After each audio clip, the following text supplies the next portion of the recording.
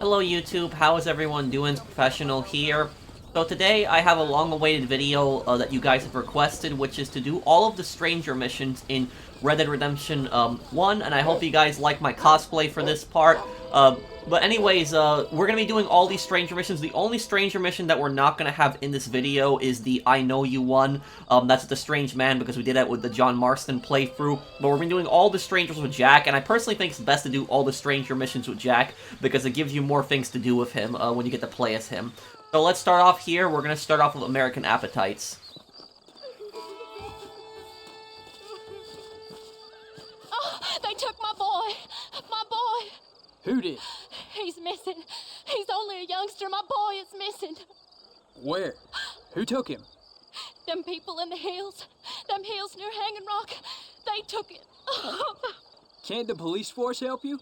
Oh, they can't even help themselves. Please, sir. My son is missing. I need your help. Well, if I see him, I'll bring him back to you.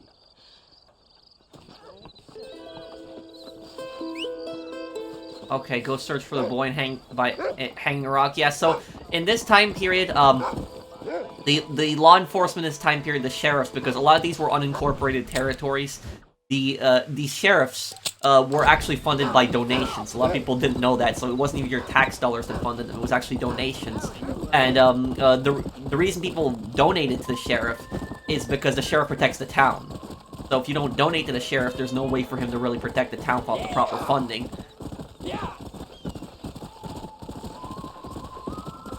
But I remember this mission. All of these Stranger missions, I remember a good chunk of them, too.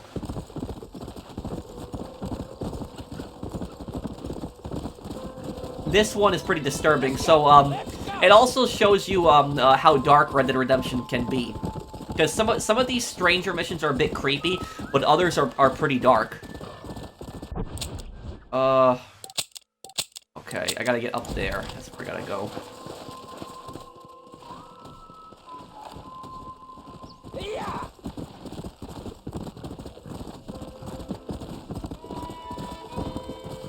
So, the backstory behind this Stranger mission is people have been disappearing in the hills north of Armadillo.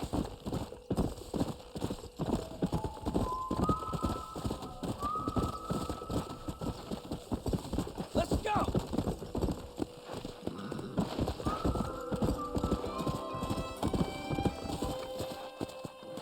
Look at what we got here.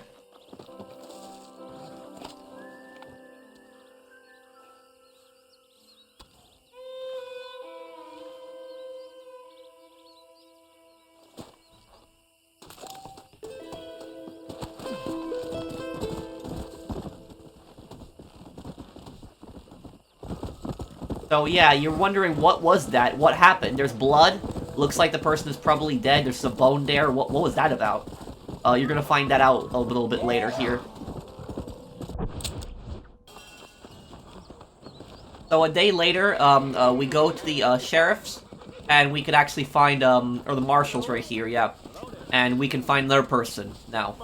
Mister, she's gone. Who? My wife, she's gone. She went out picking mushrooms in the hills near Hanging Rock and they got her. The stories are true. Well, what did the police do? Oh, about as much as you'd expect. Made me fill out a form. Beryl ain't strong, but she's a good girl. I'll see what I can do.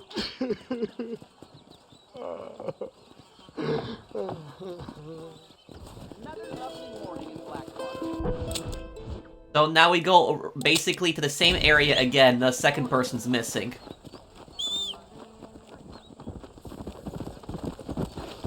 Come on, fast!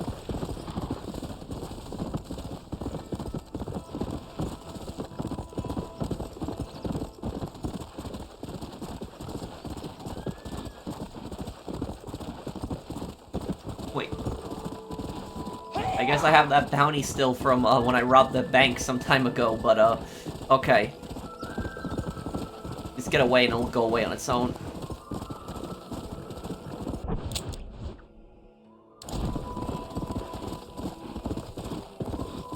Come on!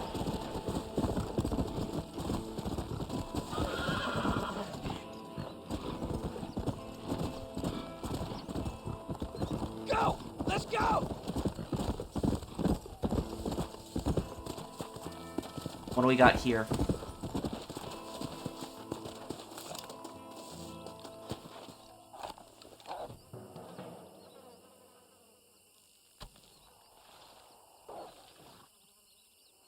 Same thing again. More blood and bones. And I think your journal will actually say about it, there was no evidence of the wife's whereabouts in the hills near Hanging Rock.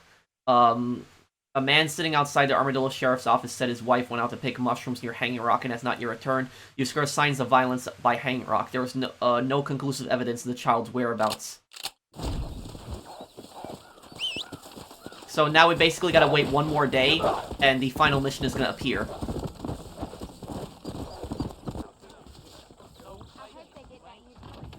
Easy there, friend.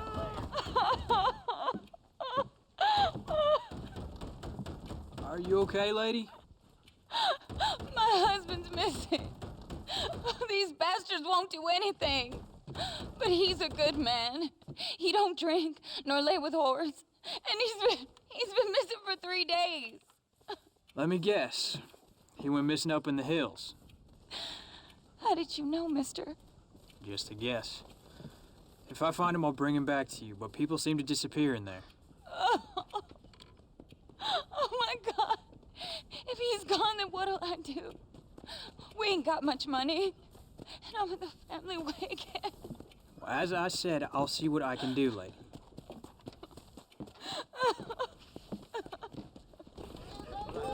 So Jack's dialogue is, most of it is the same as John Marston if you compare it, if you do these. There are a few differences, some of the statements, like, Jenny, he's a character a stranger that you can meet later, and Jack will actually have unique dialogue with her, because John recognizes her from the train in the prologue. Jack won't have that same dialogue with her. But, you know, Jack is a little bit more harsh, and, I don't know if John says the exact same dialogue, but Jack is, you know, a little bit harsh, he's like I said, I'll see what I can do. Like, just not even trying to calm her down.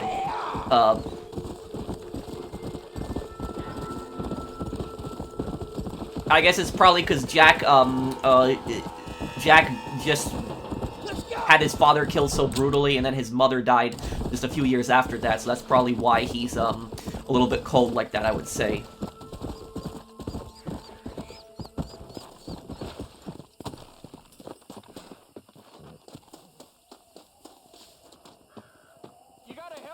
There's a survivor here. Oh, mister! Some city fella just attacked me and broke my leg. What? He broke my leg. Some city fella. Guy got kind of creepy on me, and then he got violent. When was this? Just now. He ran off that way. Can't have gone too far. Well, if I see him, I'll bring him back this way. Thank you, mister. Yeah, so I knew there was something off about this the second that he was saying there's some city fella. Well, how do you know he's from the city? You don't really know that. You're all crazy! What's wrong with you?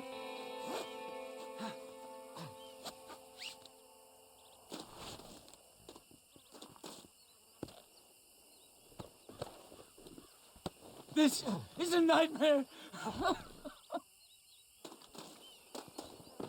Careful with that fella.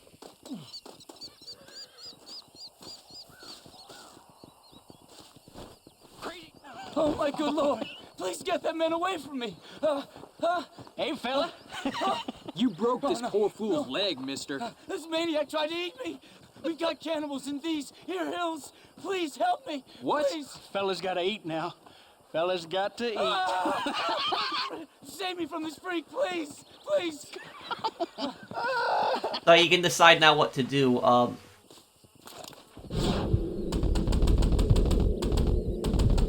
use the Mauser pistol for this. Oh, fella! Damn you all!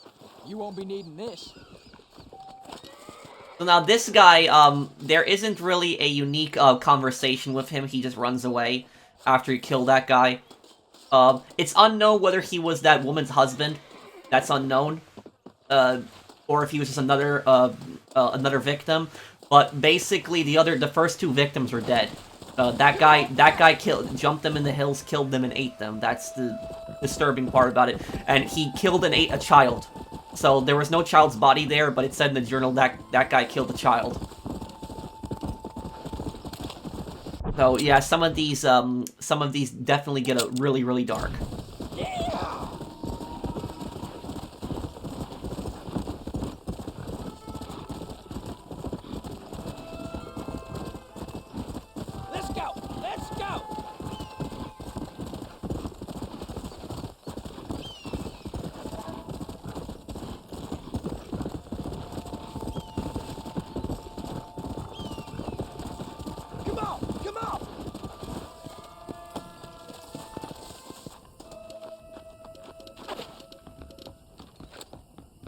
Sir?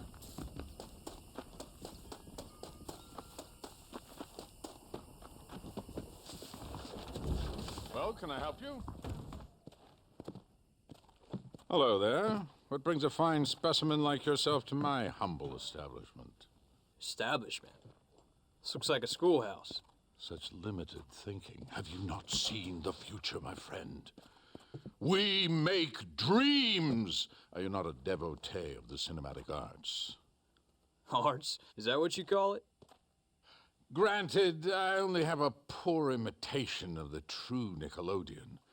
But that is why I am to build my new film studio and make New Austin, with its cheap land and fine climate, the second center for the motion picture industry. Hell, a couple good years now we'll be here. I'll produce adventure stories, as well as melodramas for the ladies, and even some fantastical shorts for children young and old. Heard there's an old ranch ripe for exploitation just north of here. Apparently the owner is a frequent lover and loser at the liar's dice tables over at Thieves' Landing. If you could do me the favor to wrest control from him, I'd reward you quite highly. A career in the arts awaits. I'll see what I can do. I'm not much for high-stakes gambles, and movies seem like drivel. Drivel? No, sir. We speak to a man's soul. Listen, if you run into a chap named Spatchcock, tell him to get back to work. Who? Spatchcock. Trained as the finest gunslinger and hero in motion picture history. Then the fool began to believe it was for real. And now he's run off to become a gunslinger. For real. Heard he's in Benedict Point. Fool will have himself killed if you don't help. Oh, if I see him, I'll tell him. A producer credit awaits, sir. Yeah, so that's the same guy that's in Undead Nightmare that has John basically he has John play bring him the zombies, and it doesn't end well. But what I was gonna say is that in this time period, the movies in this time period were really weird. It's because of their production. But how movies in this time period basically worked is there was no sound in the movies. And because cameras weren't advanced enough to record sound. And instead they played like music in the background. And what would happen is when characters were saying something, you would just see their lips move. And then the screen would go black for a second.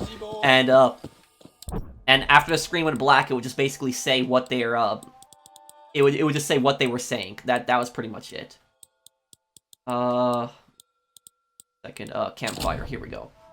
But yeah, the screen would just go black, and then it would just say what the character was saying, so there was, like, pauses in between. Travel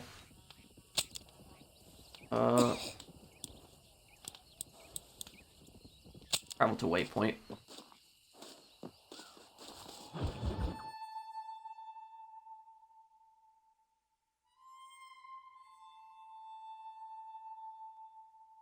This is gonna be fun, because I like Liar's Dice.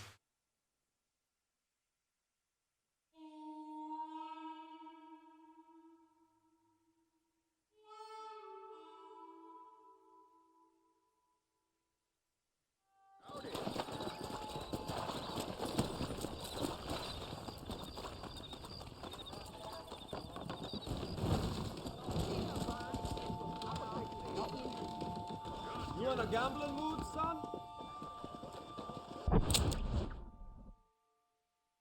Look like there's anyone here. Okay. Probably just buy the safe house here then and just rest for a moment. And they should come back.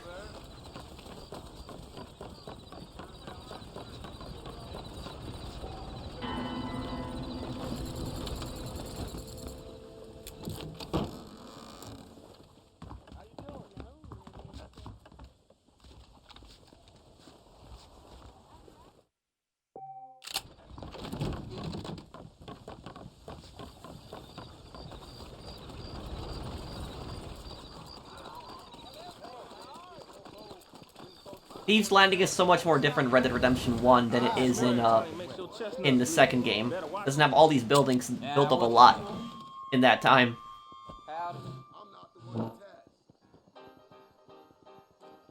Ante $200, so okay. I can definitely win this. Okay, so we're basically gonna have to. How this game works is this is my favorite gambling game in Red Dead Redemption games.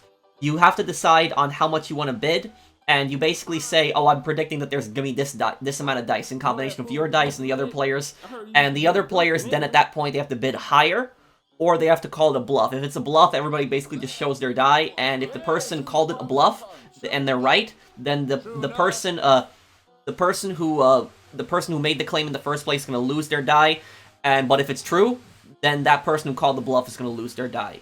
One die. Okay, let's see here. What do we got? I'm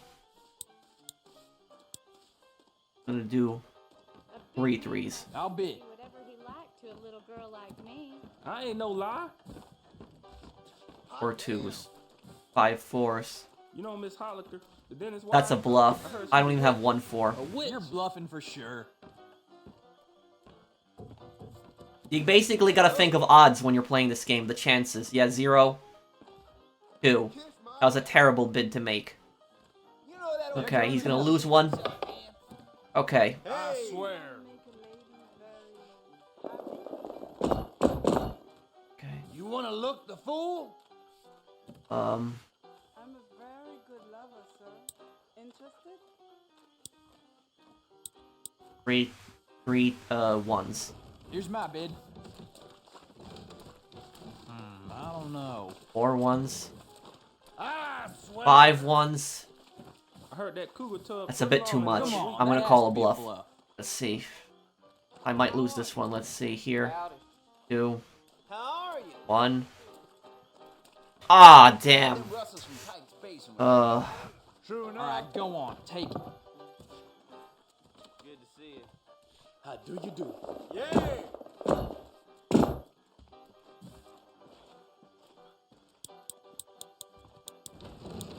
3 5s. Oh, that's what we're gonna go for. Okay, I bid. That's the truth. I'm an honest man. Another wagon got robbed. I'll have to think about that one. That's definitely a bluff.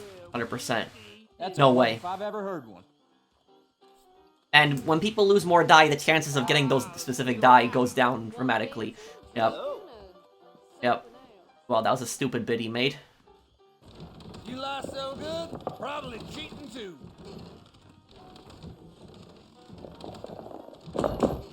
Hey! Well, well.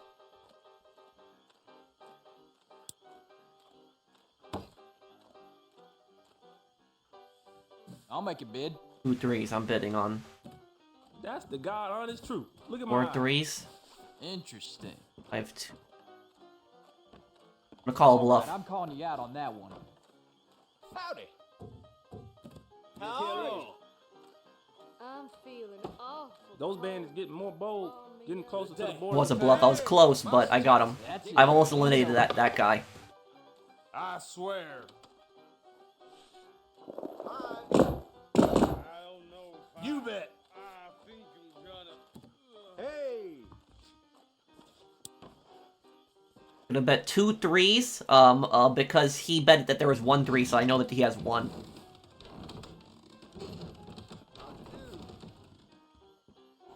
Four ones. I see your trick. He's calling a bluff. Okay, let's see. Curious how this goes. Any I have no risk of losing anything because it's between them.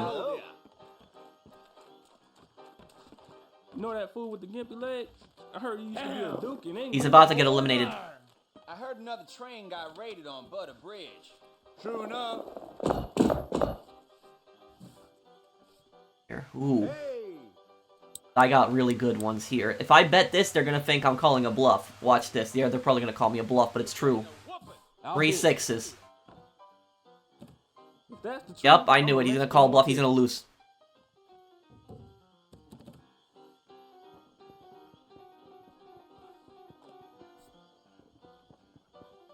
Good to see you. You got me that time. Okay, there we go. How you doing? You know that I ain't no lie. shit himself again? That miracle tonic makes your chestnuts bleed. You better watch it. I swear. Betting 2 2s. Oh, I got a bit higher than that. Bet 3 1s. Yeah. Oh, damn, he's calling the bluff. You lie, you lie. Let's see what happens. You lonely. Oh, I'm gonna win. How was your movement this There's only morning? a big, strong man would come along to the Not very good at this, are you? Sir. Yeah, I'm winning. I'll have to think about that one. hello. A big man. I heard Mr. Wilkins got a damn tiger up in his barn. A tiger. 2 4s. I'm gonna declare spot on. I'd Risky. say that bid's spot on. Look at the time. Farewell. Bye-bye. How about a drink? Ah, damn, he has a 4. Fine, take my die. Damn, I was hoping that he didn't have one because he had only one in there.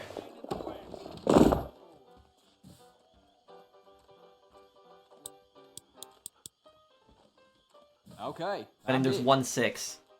Master Johnson. That's the God honest truth. Look at my eye. True enough. Good day. You know Miss Holliker, the dentist wife? I heard she's Fix a it. witch. I'm gonna Come call on, bluff. That has to be a bluff. Risky, but I'm gonna try bluff. Dancing, drinking, or something else. He didn't even have one. There goes another one. He's eliminated. Okay. Now it's just between me and him. I heard that old gentleman put a curse on me. Here. I don't believe one word of it. 1 5. I'll make a bid. I don't know. 2 2s. That Drew McFarland's been calling. Declaring it spot on. Spot on to me. I swear. Getting closer to the borders of town. You need to see my Yup, I got it. How do you do? Declared it spot on. Got it. Hot damn. You Figured that he had one. Okay.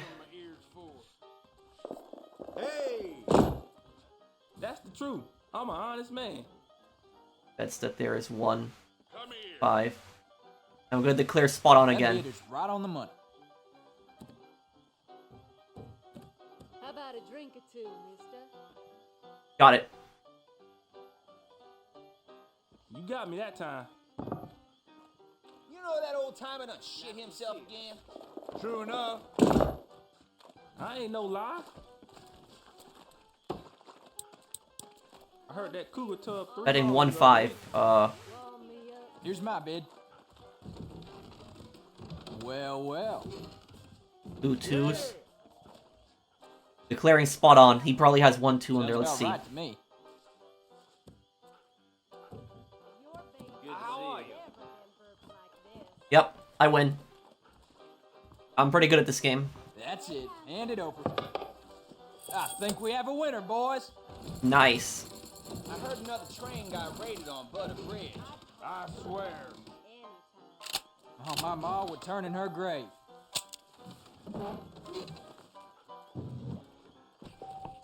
Hey, you play live dice? That miracle tonic makes I won the land deed from the gambler. Okay. Wow, you bet your land on liar's dice. Well, that's really stupid to do that.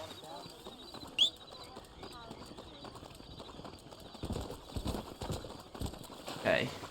Now we gotta go and, that annoying actor that thinks he's, some gunslinger, we gotta go and confront him now.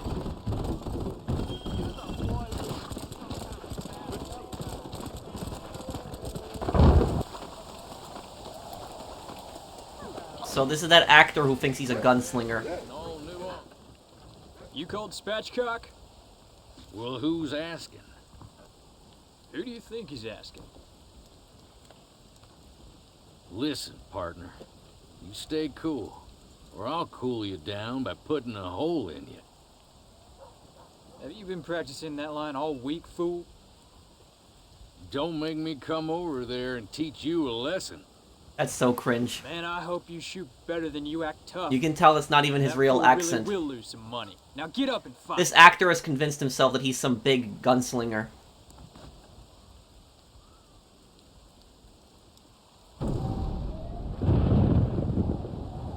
Shoot him in his right arm. Not from your right, from his right.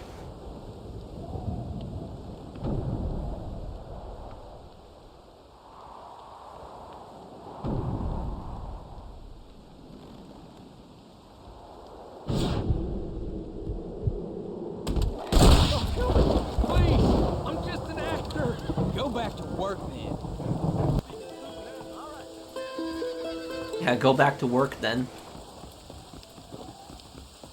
Okay, so now we can tell him the good news, that that actor is gonna go back to work now, but that was, yeah. Oh, we can probably take train 2 here also, right? Wonderful. Marvelous. My God, sir. You look huge.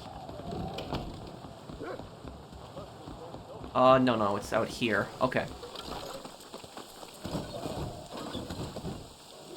Where you headed?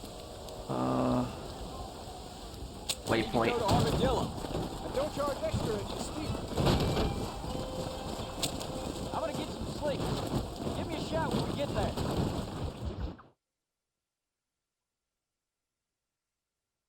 Hi there. Got you there, sir.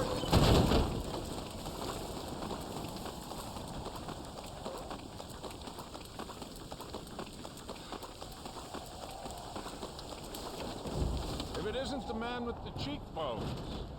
Go, be on your way. Another adventure awaits you, I'm sure. Good luck.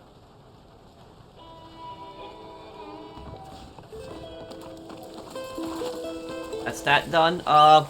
And I know we're gonna have another stranger that's right here, so she's actually really close by.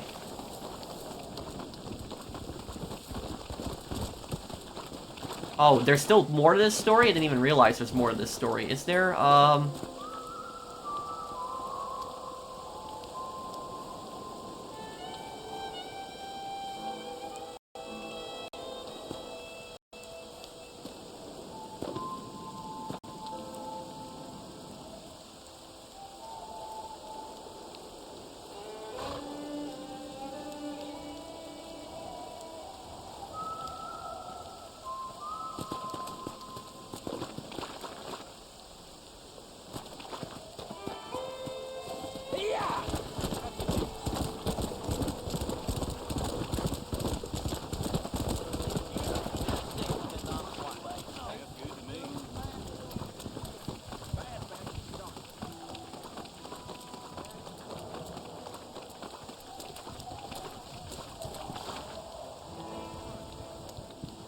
I feel like putting an end to someone today. How's about you and me engage in a fair and impartial act of duty? I would prefer a more intimate means of killing you, but this last bit. So it looks like some idiot challenged us to a duel.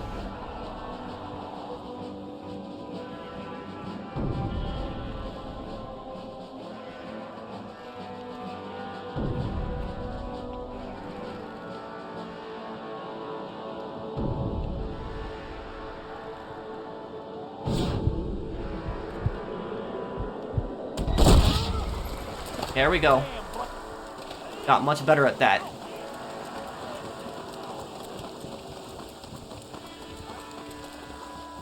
Okay, so now, I think we wait, a day, and we should be able to get another cutscene from that guy, the, director.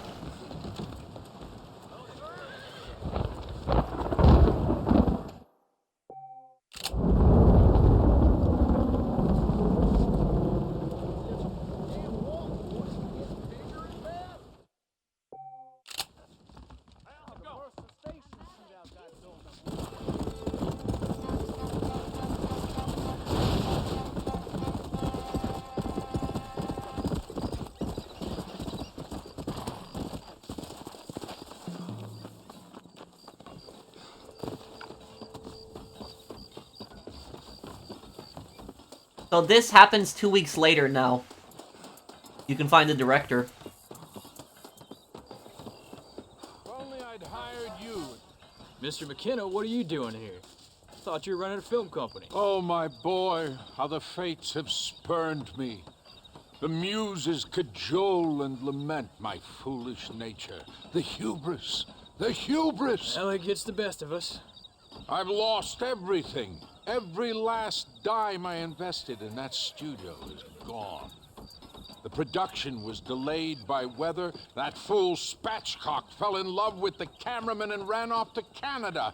Damn you, the gods of bad weather!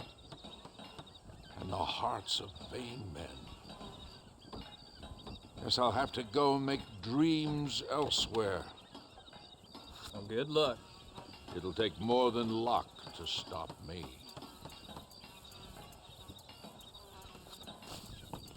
You see him again in Undead Nightmare, by the way, but it's not canon when you see him there. There's another stranger that I remember, the other stranger is right there, yeah. And, this stranger, this next strange, mission is really quick, it's only one, but it's a bit weird.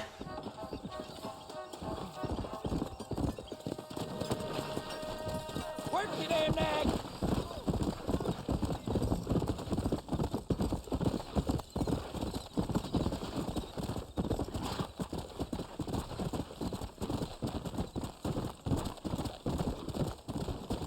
Come on!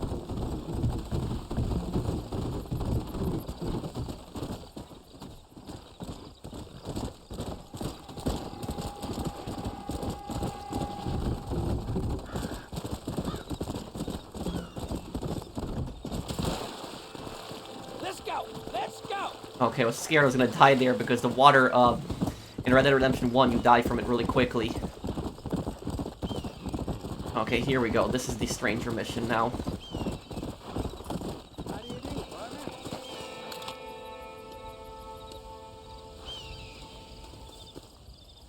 What you searching for, partner?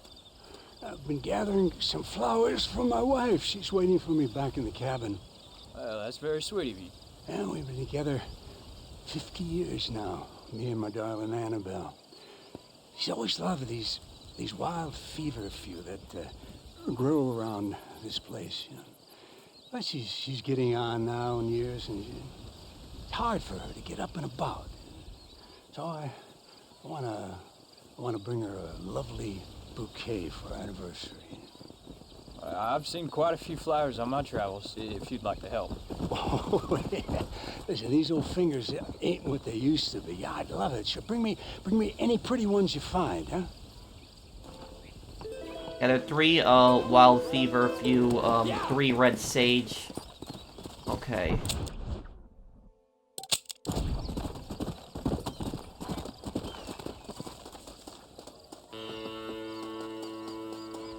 Yeah, it is a bit harder to find flowers in this game. Much harder, because in the, you could just use focus in Red Dead Redemption 2. This one, you gotta constantly just look at your map. What do we need, Wild feverfew grow around Pennington Steed, okay, 3 wild feverfew.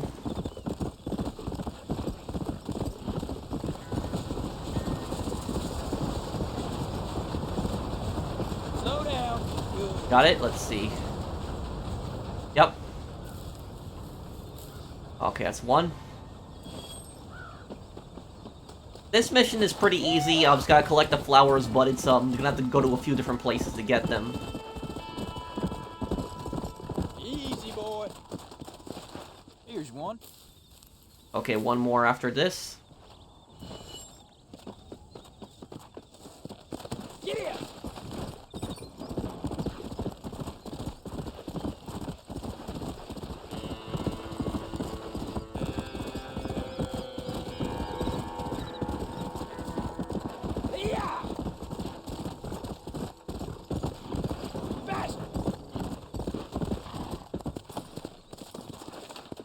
There's one. And I remember where red sage grows too. Red sage grows around it said Rio Bravo, but let's see here. Yeah. I remember here. I would always check around near Armadillo for it. Let's find these flowers really quick then.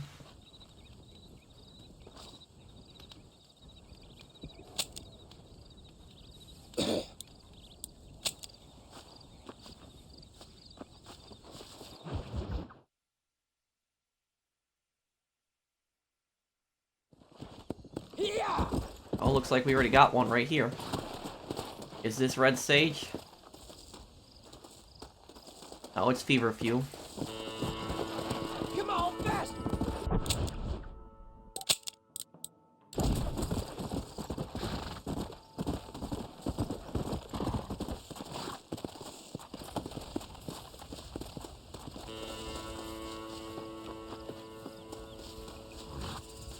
There we go, one red sage. Perfect.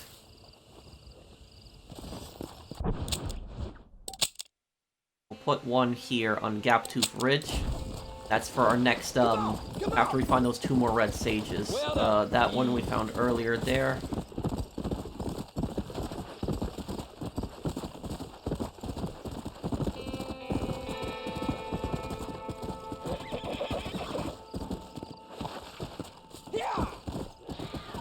Oh no, not that sound. No, no, no, no, no. Yeah, that is a cougar. We want to stay away from that. No, no, go away. Go away.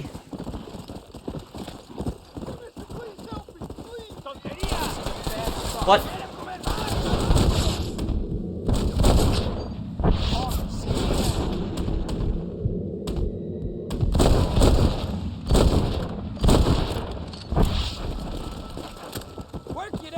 I don't even know what just happened. Forgive me, sir. Bandits then, right?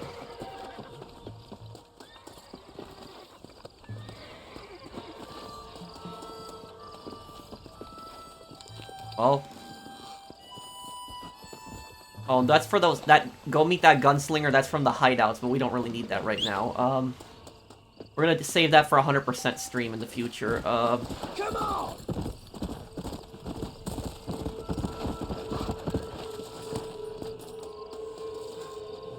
Okay, just need one more red sage. Go! Let's go!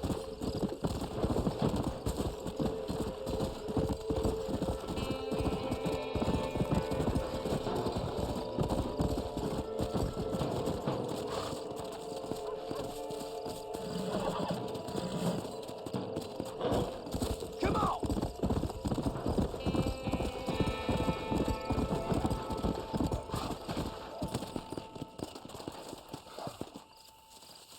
This is just what I need. There we go. Okay. Okay, the red sages have been picked. Now we go to Gaptooth. Oh no, I hear cougar noise. No, no, no, no, no, no, no. Okay, it's close. Okay, travel to waypoint.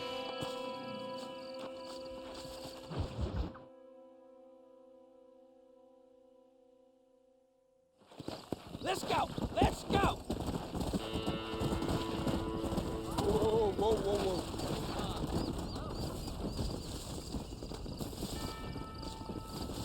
Here we go. Here we go.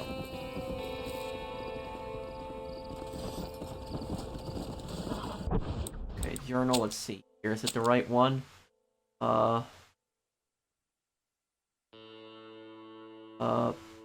Deserts. Okay, we need two more desert sage.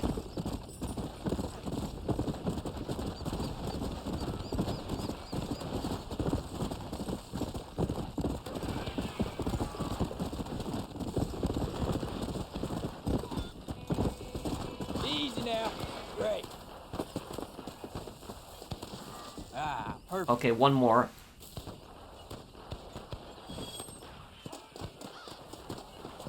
Let's go. This, we will be able to return there once we get the last one here.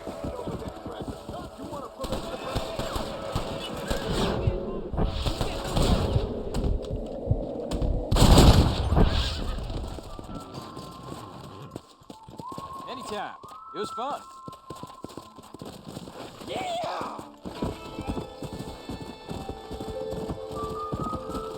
Oh, I think I passed it just there.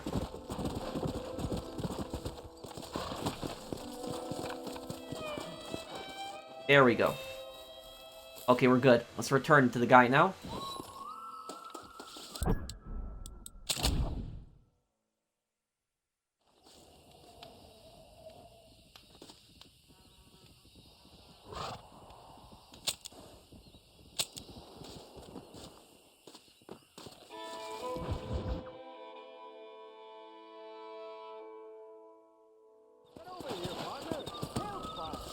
Oh, whoa, whoa, I brought the law to his house. Oh man, I didn't mean to do that.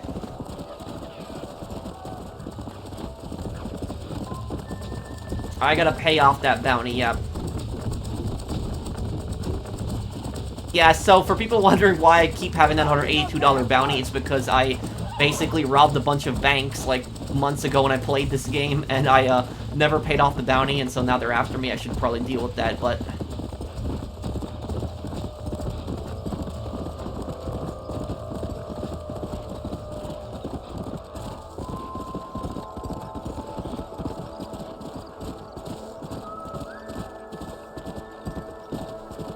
Let's go.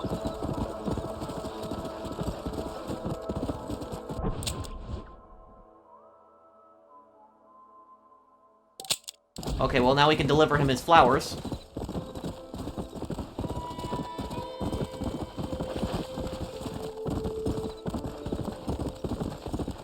Come on.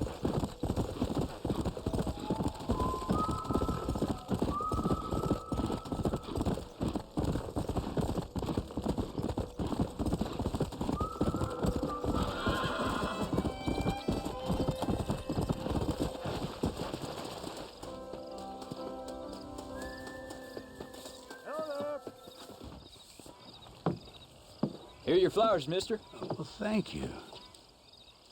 Not many around these parts that help an old man with such a task. Thanks again, stranger. Come on in, have some tea with me and Annabelle. I'm sure she'd love the company. All right, maybe just for a few minutes. It's my other half, lovely Annabelle. Much obliged. So remember how I said this game gets really dark. Help me find these lovely flowers, Annabelle. Not half as lovely as you.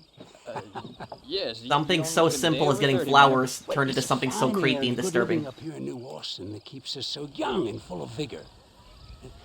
Annabelle was mentioning she wants to go up to Blackwater, ride one of those newfangled motor cars. Huh?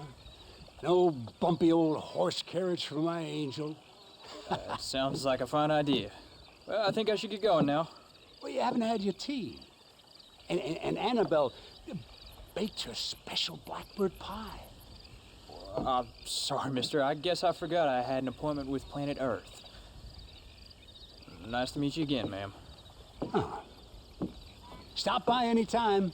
Oh, we play bridge on Thursdays. We play bridge on Thursdays. Oh, man. I thought you were going, Frank. If not, Annabelle could sure use a foot bath. I know your game. You're sweet on her a little, ain't you? So basically, the backstory behind that is,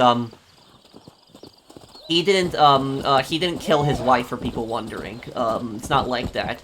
It was just his wife died. while she was sitting in that chair.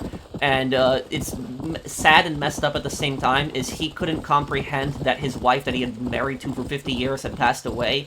And so in his mind, he basically developed, I guess, some form of, I don't know if I would call it schizophrenia, but he believes basically that she is alive and he's still talking to her when she's she's probably been dead for years. Like, you look at how she's rotting, she's probably been dead for years at this point. So she's been dead for a long time, and he just couldn't accept that. And what I will say about this is, even though that's like really, dark and messed up, this stuff is actually realistic. Stuff like that has actually happened before, where people have had family members that have died, and they could not have comprehended they died, and so they would just still be talking to dead bodies, like thinking that they're still alive. That has actually happened before. There have been a few cases of that. And now, there was this case, this woman in Colorado, I remember. She was an elderly woman.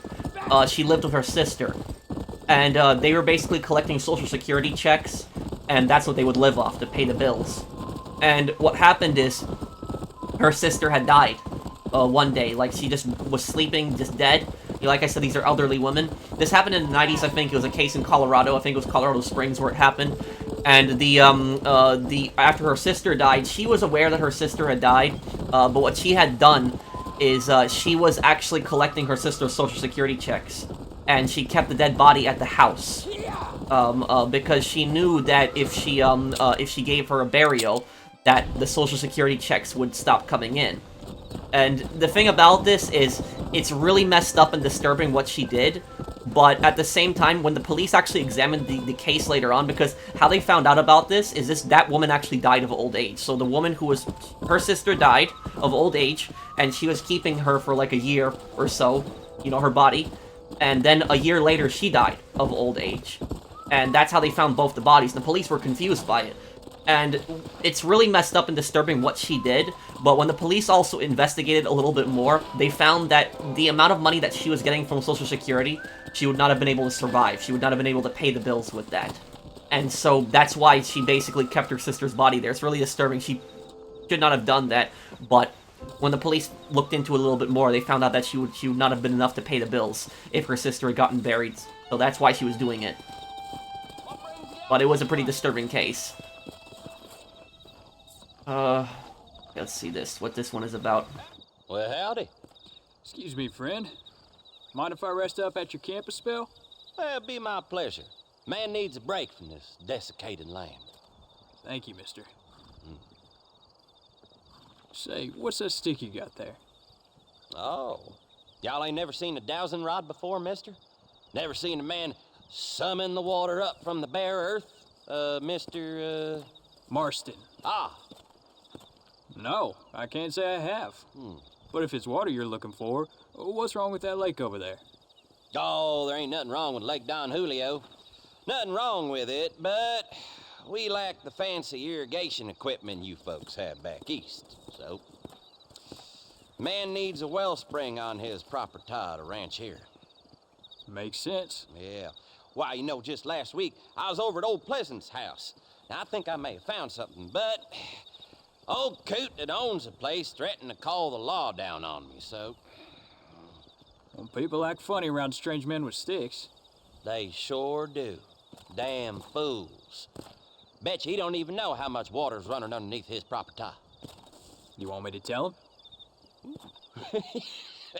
You know what? You ain't that stupid, mister. And I can tell. I'll tell you what. Why don't you go get the old man to sell us his property for a small pittance? Then I can find the source of the water, build us a proper wellspring. Maybe I will. Well, all right then.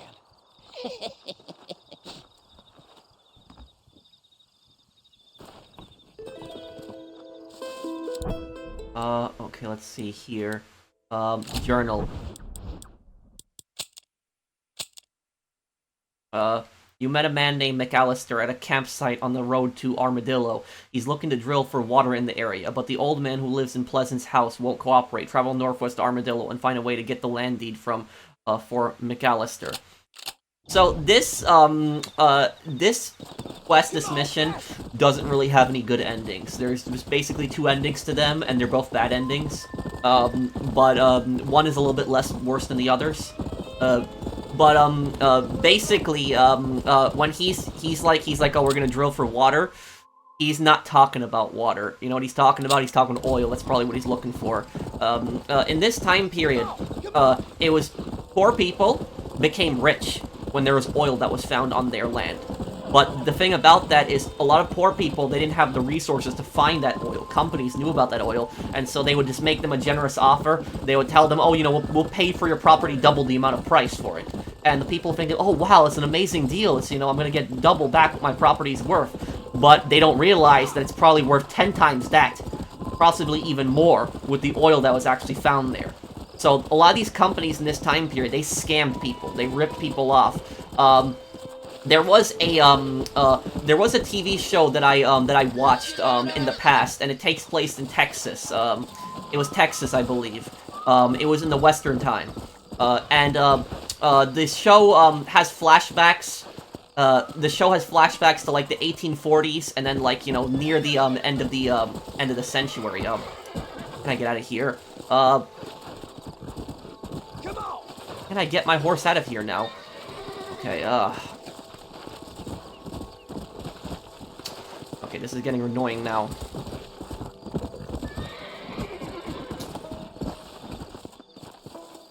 I can't... What is this getting stuck on here? This is ridiculous now. Come on. Okay, finally, we're out. That was annoying. I would have to find out the name of the show again. It was years ago when I watched it, but, basically, the show that I watched, somebody might know in the comments what show I'm talking about. The main character in this show is a pretty ruthless guy. He's not a good guy at all. But basically, show is about this, kid, who his family had gotten killed by Native Americans. And they had, basically kidnapped him, and enslaved him.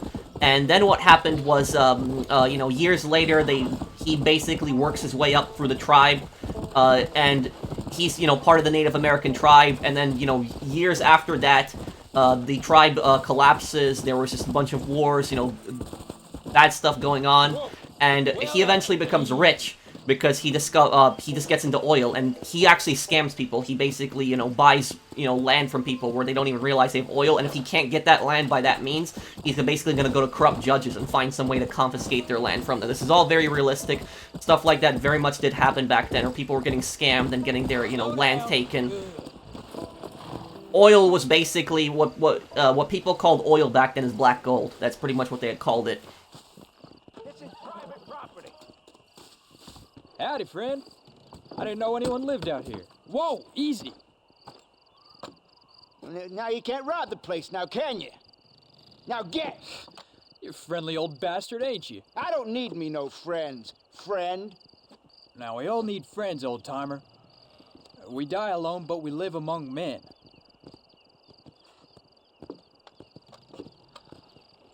You know, I was interested in moving out to this area with my family. Would you be willing to sell me a parcel of land? We wouldn't have to speak or nothing. Land's too dry for farming. Bandits run all the cattle off. Why you want this land? I guess I just like the scenery. Well, I don't know. Maybe for $200 I could give you the deed to this land, find myself a place up in Blackwater. $200 in this time period, that would be about, people down there. No, sir. $6,000 in today's money.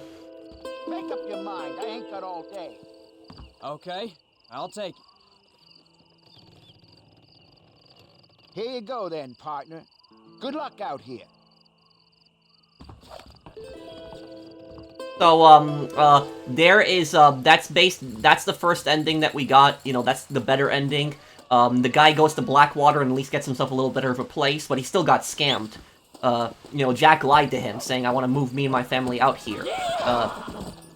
But yeah, that's the backstory behind that one. The other way that you can actually, where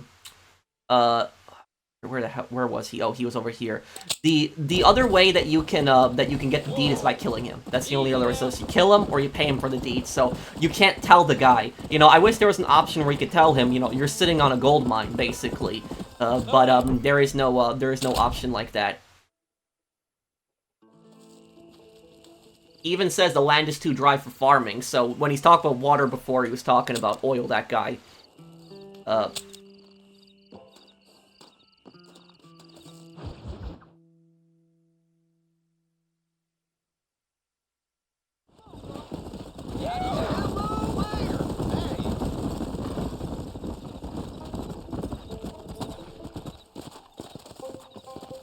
don't just stand there. Get over here. Howdy. You got the deed? Yes. Here you go. Well. I hear about it. All right. Good of you to put your own money up for the deed. There you go. There's a little something extra in there for you. Always best when these transactions go smoothly. Particularly when you can make more money out of it. Hmm. Good luck with the property, McAllister. Oh, yeah.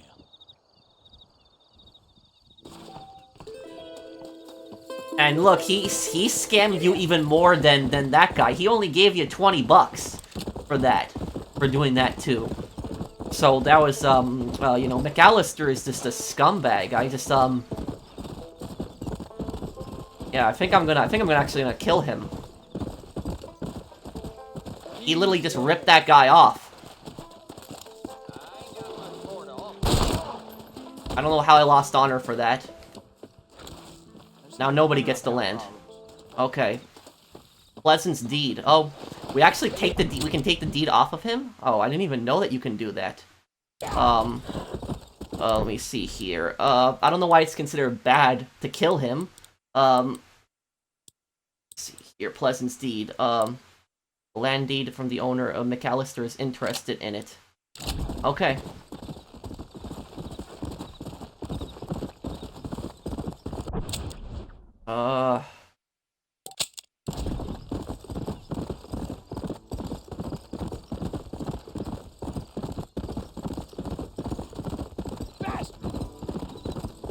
Got another mission right over here, and know that.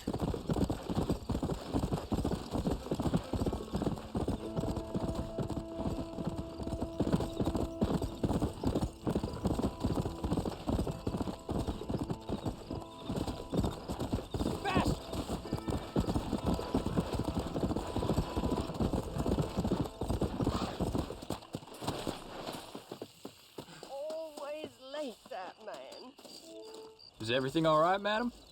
It's Miss. Oh, let me look at you. My gentleman caller. You remind me of my Peter. Have you seen him? I don't think so. Where is that man? We'll be late for the ceremony. He must still be at the saloon in Armadillo, talking to the musicians. He's such a fine man.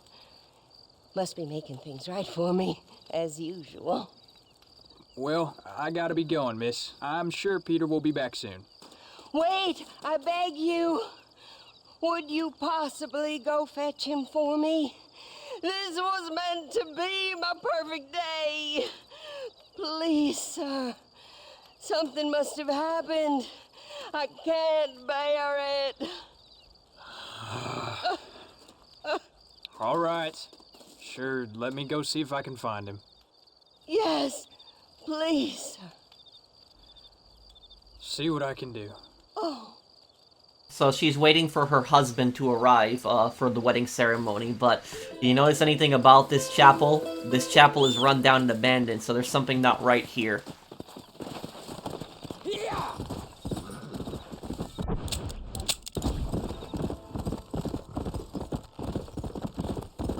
Go to Armadillo here and talk to the musician about Peter.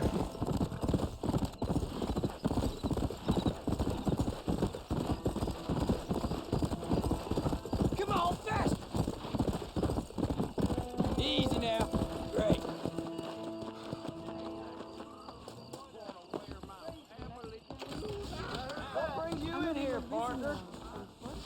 Just so you know, I don't take requests, mister. I'm looking for a man. Name's Peter. Fella's meant to be getting married. You seen him around? Who? Peter, like I said.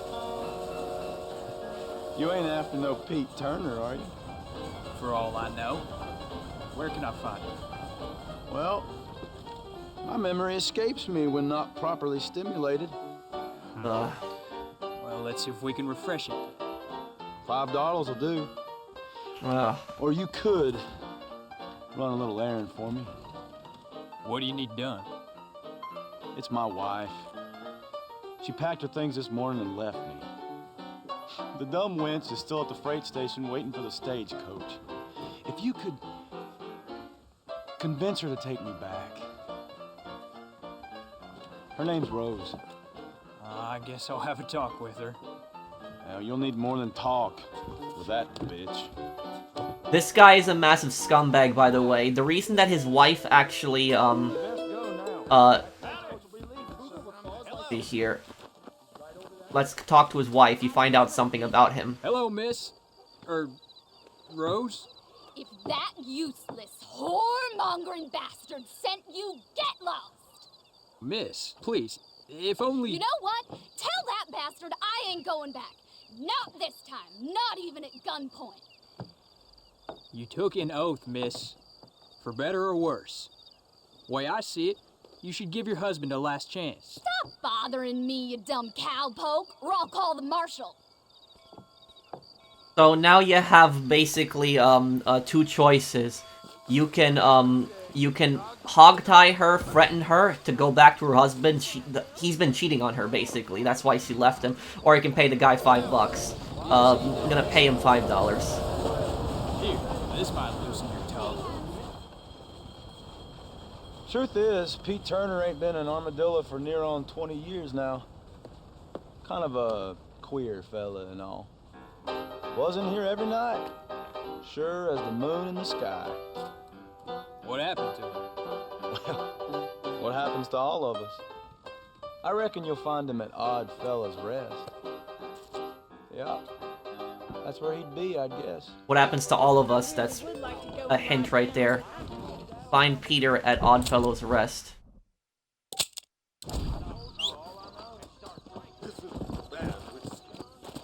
Let's go!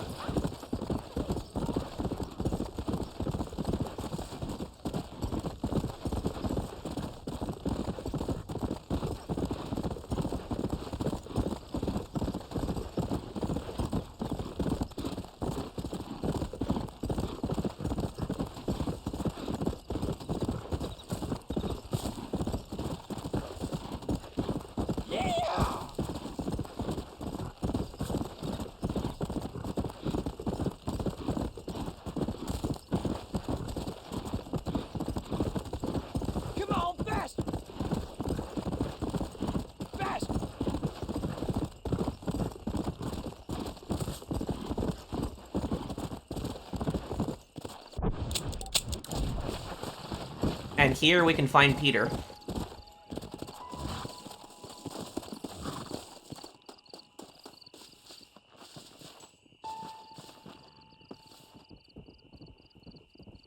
Prof to Miss Alma Horlick, killed by a blow in the head on the 15th of January 1894. He will let no man put Asunder complete. Yep. He will never dance with another. Killed by a blow to the head. Alma Horlick. I'm trying to remember. He got killed by a blow to the head. But I wonder if there's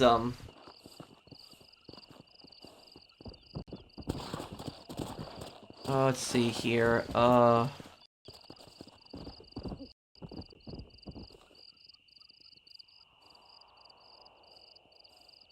Yep.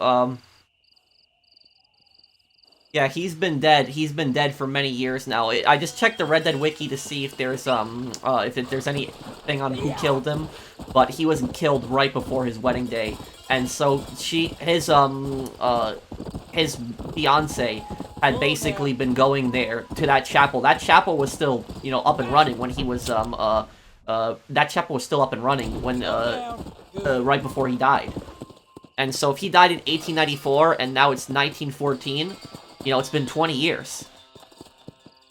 And he said, and the guy said 20 years that he's been gone for. And I think if it's John Marston, I think he says 17 years. I think that's what he says. So there is, I think, a small little differences in dialogue. This, another stranger right here. This girl is really annoying. Hello? Hello there. Howdy, miss. What are you doing out here? I'm thinking. Remember her from the train at the start? Have I seen you before? No, I don't think so. Well then, look, are you sure you're alright, miss? Yes, sir. I'm fine. I don't think it's so safe out here, miss. Look at the clothes that she's wearing and the environment that she's in. She's not gonna last out here. The heat stroke is gonna get to her. Alright. I'm safe because I have faith. So, faith can move mountains. That's the whole point. You're trying to move a mountain? Oh, no, I can't do anything. But with faith, I can achieve great things. I know that. I know it. Look, you want me to take you back to town? You seem kind of unwell. Oh, I get such clarity out here. I see things purely. The world is so beautiful. You're full of things that'll kill you, including illness. Nothing's gonna kill me, sir. Well, you take care.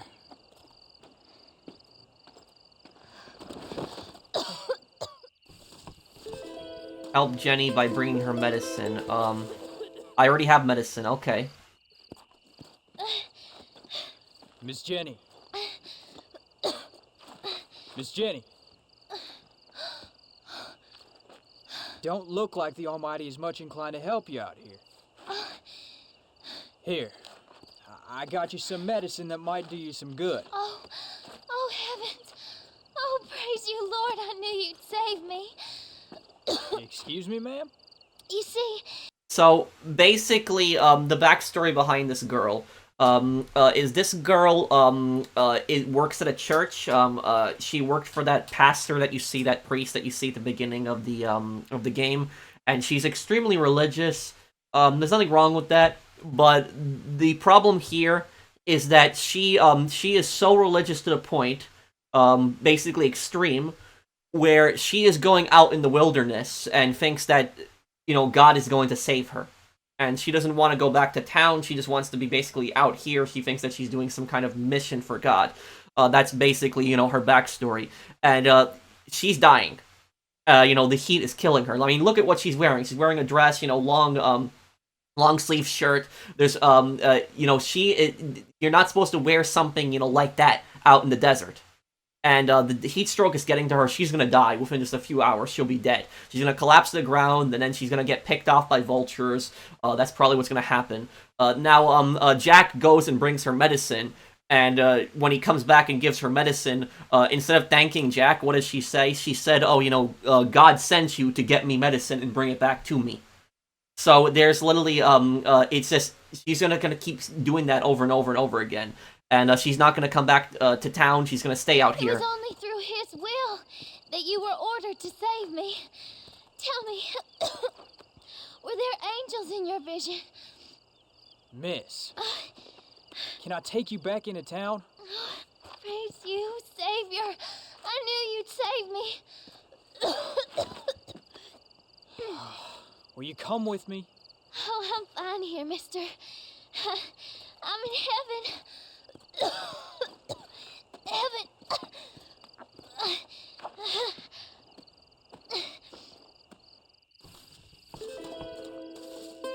Now, if you leave her out here, she's going to die.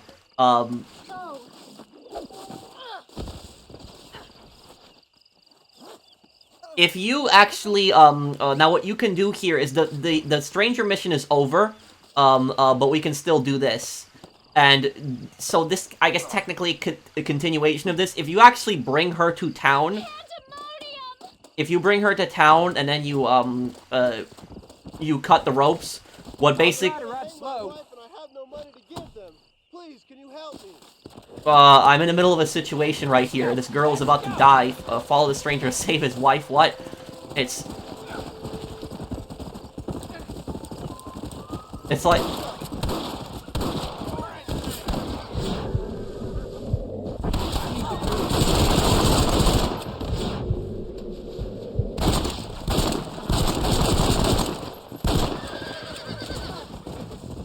Slow down. I can't thank you enough, sir. I don't like to see you ladies suffer, man. Easy. Okay, so now, whoa, my capture card glitched out for a moment there. Sorry about that, guys. Now, there is a secret. If you actually take her all the way to Mexico, so we're gonna have to do a little bit of a ride here. But if you basically, take her into town and you free her, I'm pretty sure what happens is she just runs out of town and she just goes right back in the wilderness. That's what she does. It gets, yeah, it's frustrating. So if you want to actually keep her alive and you want to save her, you have to take her to Las Hermanas. Las Hermanas also means in Spanish the sisters. It's a mission, monastery for nuns.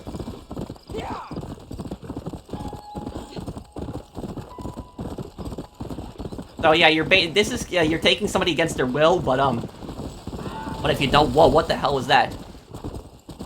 Oh, okay, okay, yeah, but she's gonna die if you don't do this.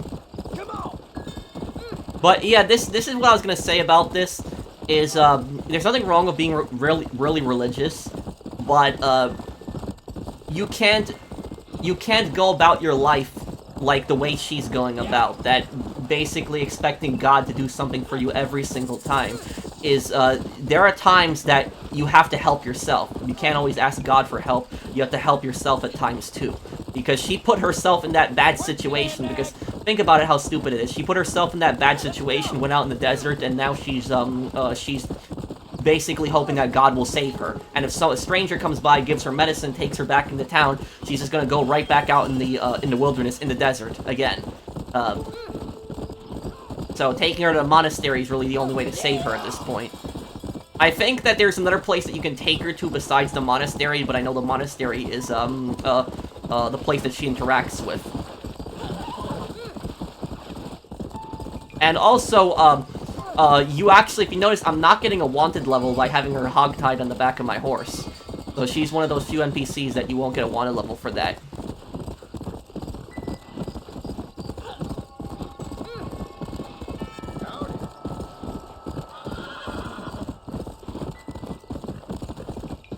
And I'm not fast traveling because I'm scared that she's gonna disappear off of my horse if I fast travel, so I'm just gonna get over there to the Las Hermanas as quickly as I can. Come on, fast!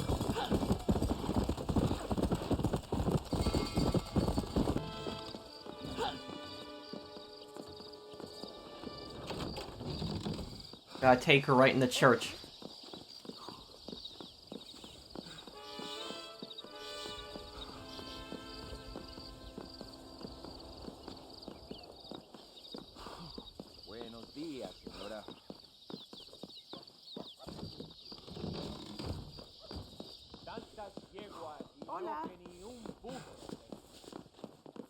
So yeah, no NPCs are freaking out at what I'm doing.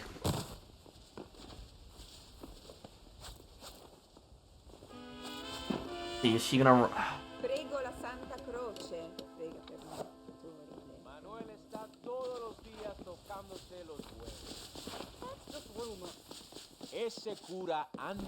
Whoa.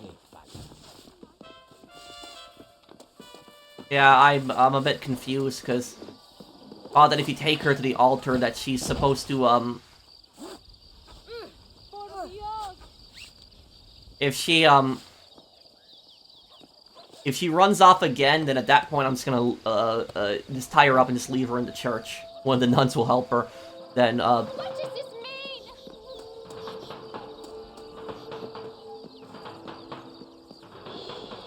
mean? Oh, now we're getting a wanted level.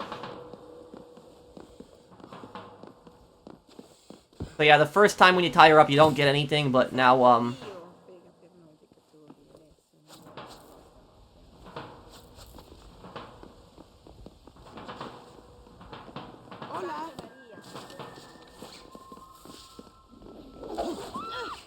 okay, just leave her here then. Okay, well, I guess there was something supposed to happen on the altar, I think. I read on the Red Dead Wiki some time ago that if you take her here, that she's gonna be praying, but I guess nothing's gonna happen. We're getting out of here right now. Literally, like, I'm trying to stop a girl from killing herself, and I'm getting lawmen after me for this now. Leave me alone. Great. Oh my god, yeah, I didn't want to kill the lawman because I'm trying to maintain high honor. But yeah, that was that. So I guess we'll see. I don't know if Jenny will still be there if okay, let's see. What stranger mission do I got next to do here? Safe house am I at here right now? Oh. Oh, you can actually keep the house. I didn't even know that. So, yeah, so after you, if you kill him, you can just take the house for yourself. Okay. Yeah, didn't even know that you can do that. Okay. Drunken rustler told me he hid some gold in it. 2 counts of horse theft, 5 counts of safe cracking. The name's Marston. Wonderful. Jack, Marvelous. not John. I hear they found some treasures hidden under that frontier bridge. Don't have to deal with those lawmen anymore now.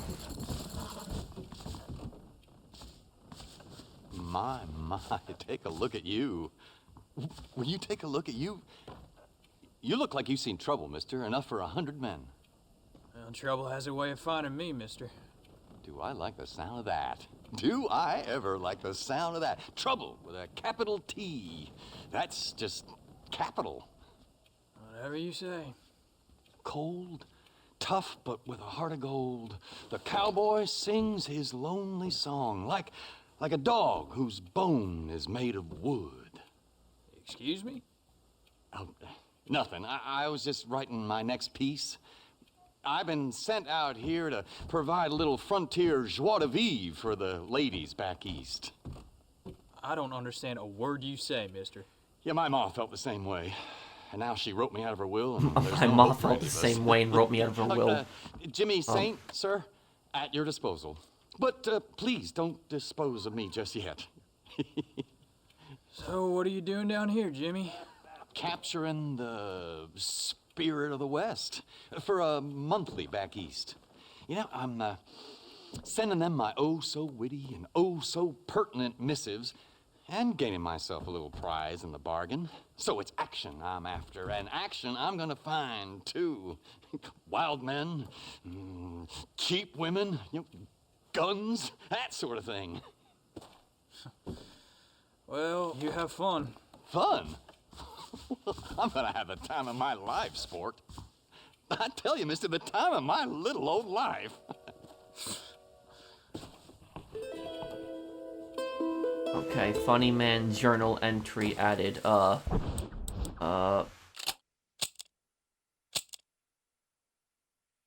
You met a writer from visiting from Manhattan at the train station. He's traveling around to observe life on the frontier. Okay. I'm confused what I have to do next here. Too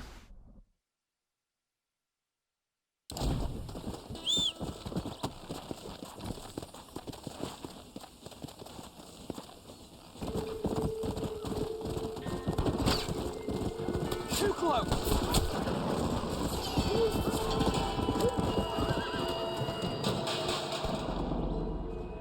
Them bastards and gap-tooth breeds got my friend, Floyd. Please, mister, you gotta help him. I'm in a bad way. I gotta get to a doctor. We was in the rail house when they jumped us. Maybe he's still around there.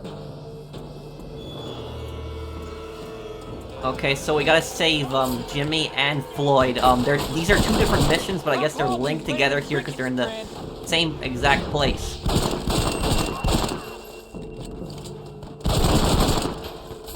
Playing on hardcore, yeah, definitely challenging.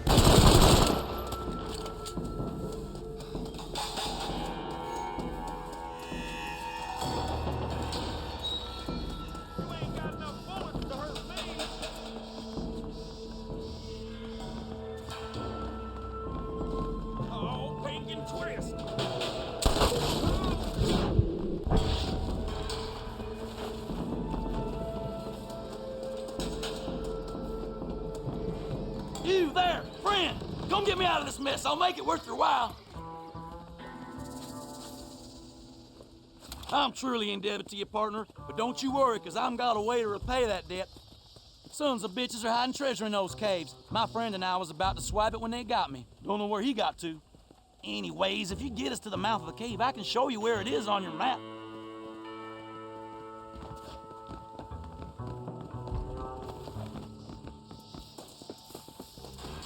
Come on!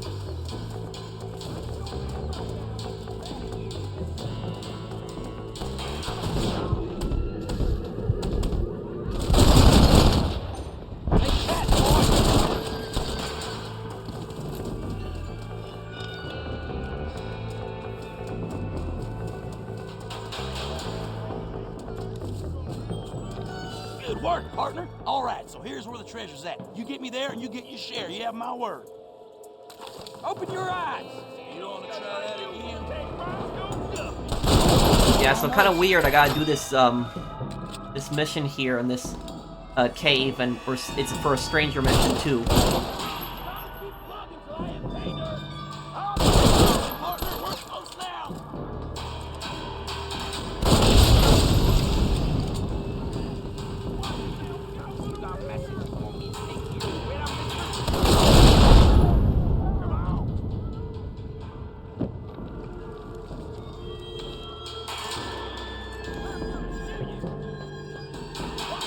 Way's clear. Move up, partner.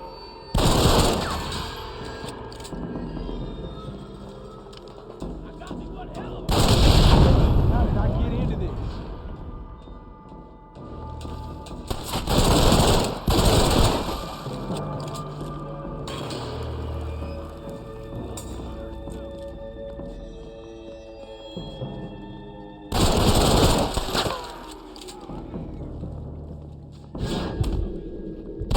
That's how you do it.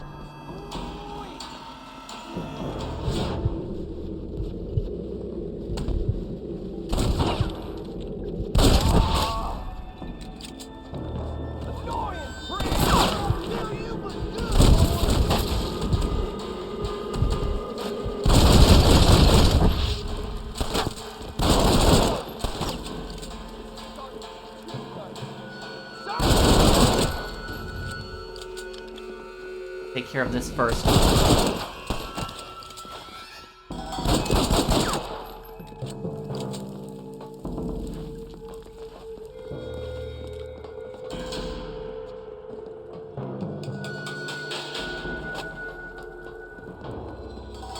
You're falling behind.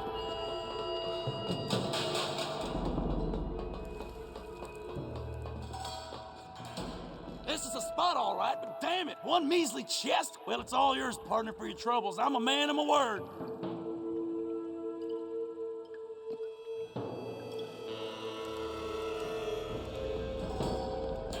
Go to the mine exit. Okay, $166. Whoa, what the?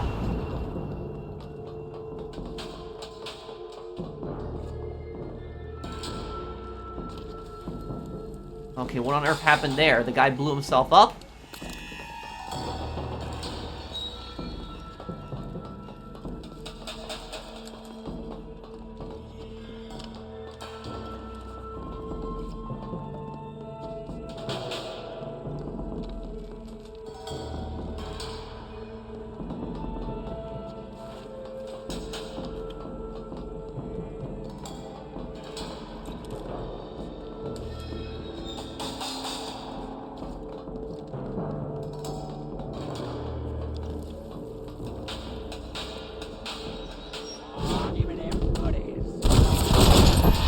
John Marston's boy.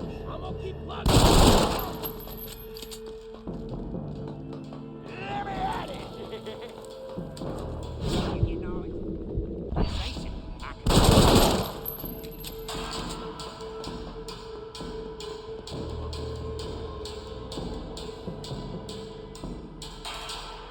Yeah, so now we can help Jimmy. Weird that I had to do that first, but okay, now let's go help Jimmy.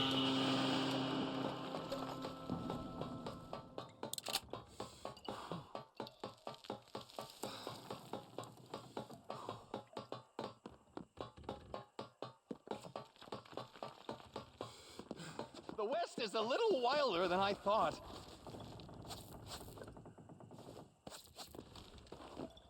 Jimmy? Nobody told me you were a miner. I'm not, sport. This is the first time that I've ever been underground. But I like getting a preview of being buried. It should be fun, but not funny, what? Your eastern wit is wasted on my dumb western brain, sport. Oh, don't worry, you're not missing much. I'm beginning to think that this article will be better written on a tropical island in the arms of a beautiful maiden.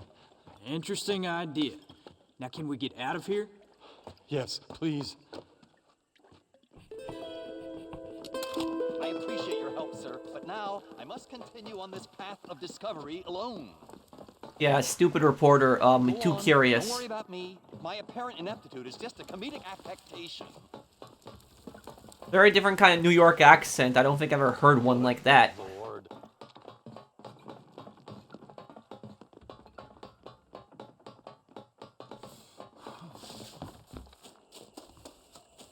Leave it to me now, sport. I have more adventure and hijinks to procure.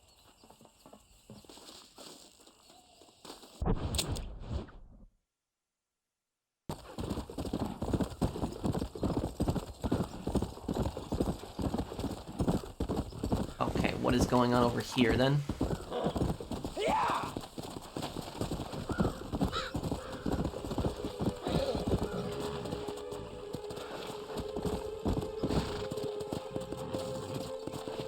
Come on, you dumb nag, work!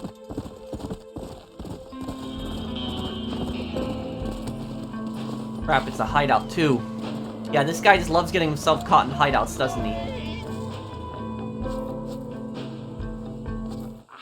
Thanks, sport. You are a true American hero. Right. Now, what are you doing here? Well, I just thought I'd see a little bit of the local color, you know? But these gentlemen have seen to it that I've enjoyed the true hospitality of the frontier. Hey, cigar? Let's get out of here. Right. Yeah, so, Funny Man, that's the name of the mission is, he just keeps getting himself in the most dangerous situations every time, keeps getting kidnapped by more and more gangs.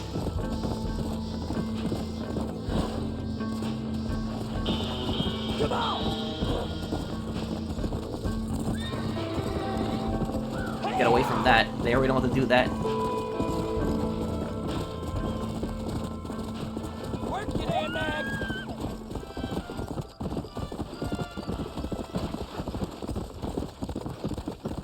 Yeah, look at where Jimmy is now.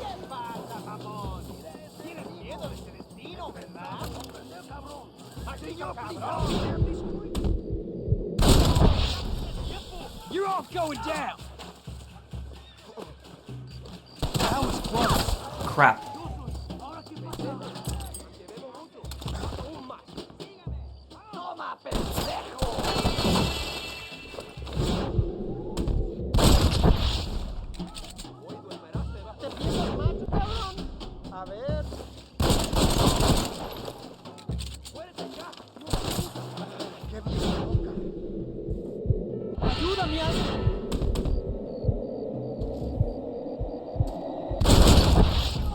Are you gonna make this interesting or not?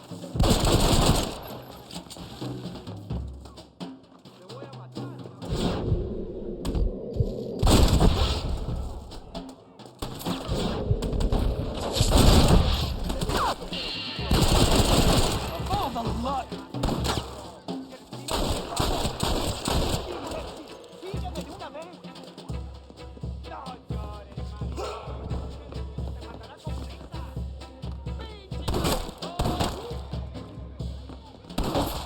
Look at this guy. Look at where this guy is. This is ridiculous.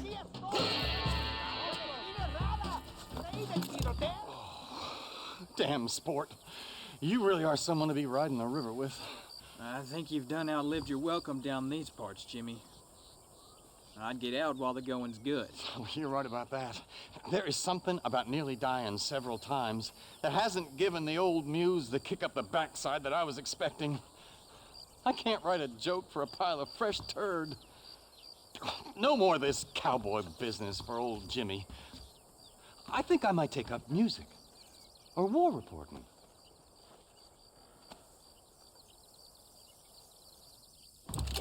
War reporting. Yeah, this is where he's, yeah,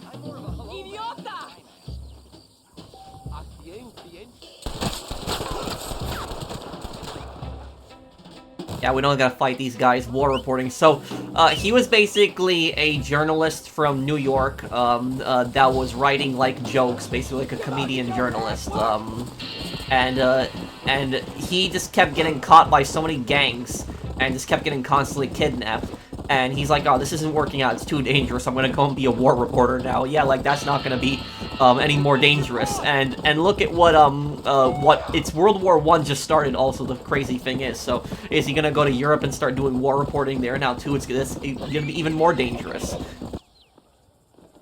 word in your ear, sir. Hello there, sir. You look like a man who can do an honest day's work for an honest day's pay. Well, then looks can be deceiving, pal. Perfect. As honesty is in my business the worst policy. I work for our well-respected Governor, Nate Johns. Yeah, it makes sense. Now, there is a certain individual spreading nasty rumors about Mr. Johns. I'd like you to put a stop to this vile gossip and malingering. I suppose I could handle that. For the right price. Now, this individual has had the misfortune to be photographed enjoying some rather inappropriate company. Been seen with a local whore. Take these photographs to him. After you take care of business, return to me and I'll pay up the reward for your services. You're doing great things for your state, dear friend. You should be proud. Yeah, proud of corruption. So Nate Johns is the governor of West Elizabeth. Shut a photographer, and let's hear blackmail photographer. Look at this. This is the photos. You can actually see them. Yeah, that is the I don't know how those pictures ended up getting taken. But those are the blackmail photos. Are you looking for me? This is the easiest stranger mission, Hey too. there, fella. How do you feel about our governor, Nate Johns? Nate Johns?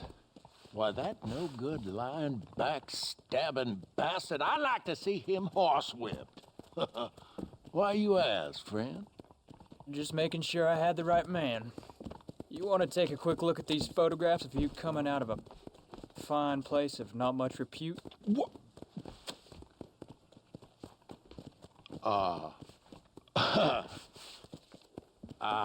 As I was saying, before I was so rudely interrupted, Nate Johns is a fine, fine man and an even better governor.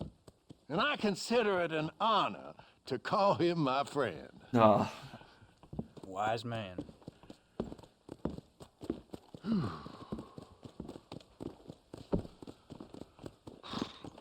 So you never see Nate Johns in the game itself, but yeah, he is corrupt.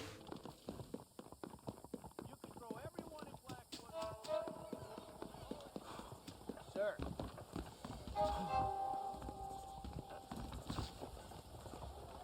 Corruption in this time period was also very, very common.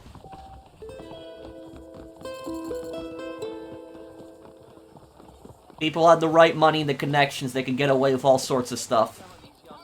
Listen to me, you'll do fine. Idle chatter serves no one but the Always a pleasure.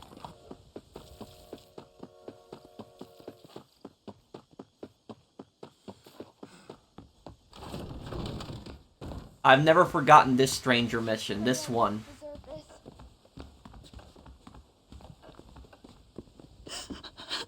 Excuse me, miss. Is something wrong?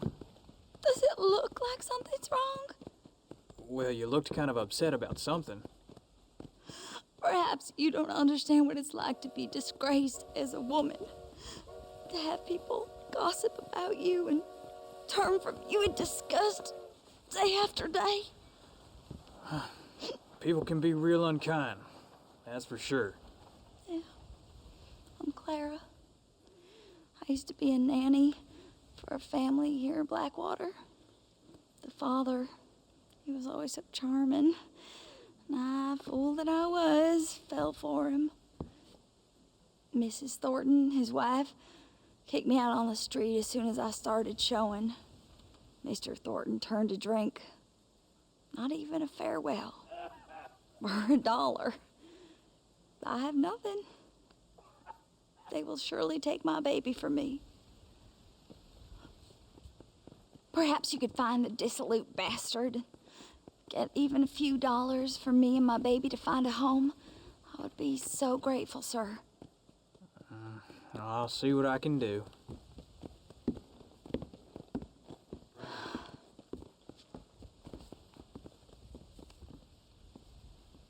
Why, hello. So she worked for this rich guy in Blackwater. We gotta find Harold now, and apparently she had an affair with him. And he got her pregnant, and the guy's wife kicked her out on the street, and he won't even give her money for the baby.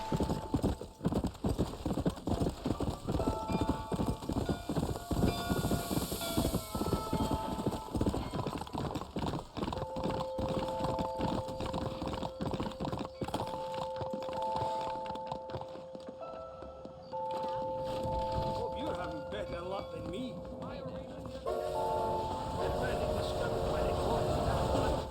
Excuse me. Do you know of a girl named Clara? What's that? Is she one of the waitresses around here? No. She was a servant at your house. The only servant we had was that wee darky girl, Sarah. And she left to join her people up north. No. This girl raised your children. And you and her had an intimacy of sorts. Now look here, laddie. I'm not sure what you're accusing me of. I'm just here to enjoy the tables, not to hear aspersions against my character. I understand if you want to keep this quiet. So just give me a few dollars so she can set up a modest household for her and the child. You out of your mind, laddie, or are you just a common criminal? The nerve of you! You think you can blackmail me or insult me over this piffle? You, outside, no!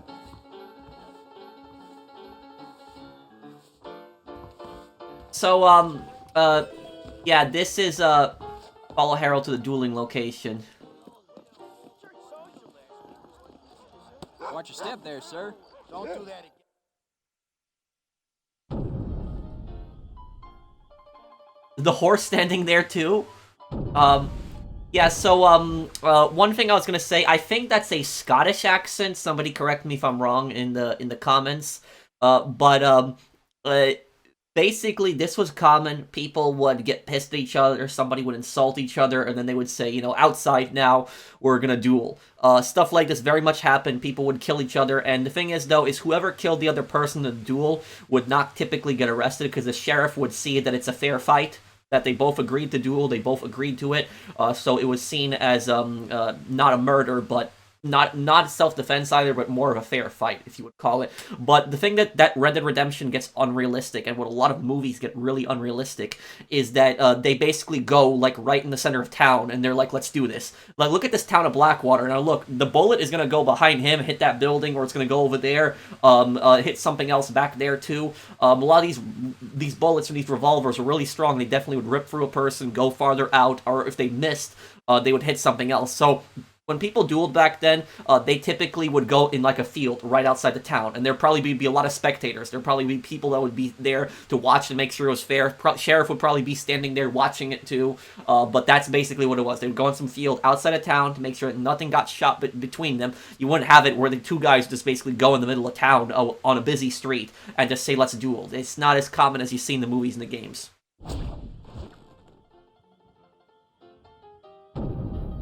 My horse is standing right there too.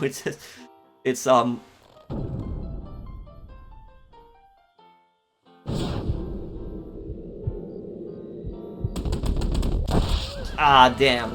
Messed that up. I should have drawn a little bit later too. I gotta mess that. So yeah, Harold is a much better duelist than that other guy. The actor sucks. Harold is much tougher to beat in a duel. But Also, when you're dueling Harold, you have to kill him. There is no way to disarm him. You actually have to kill him. Only way to deal with it.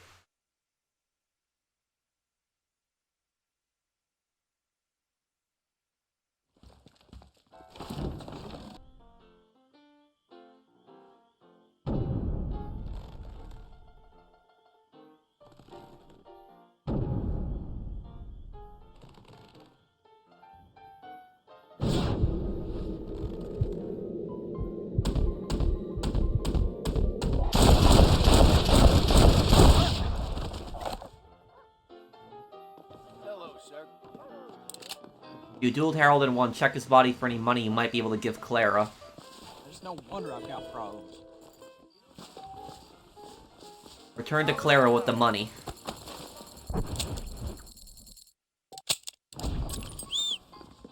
You want a good time? It's right here. Yeah! I heard the same thing.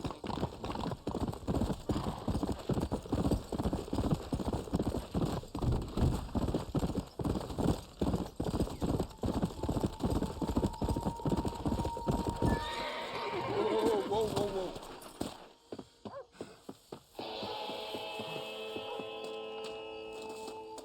Over here.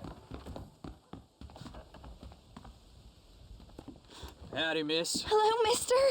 I got you some money. Oh, you are very kind. Very kind. And how's Harold? How's my Harold? Well, it didn't go so well. I'm afraid he's dead. Dead? Unfortunately so. I must go to his grave. Well, I'm afraid I don't know where that is. Oh, he'll be buried in the cemetery in the family plot. Now hurry, I can make it to his funeral.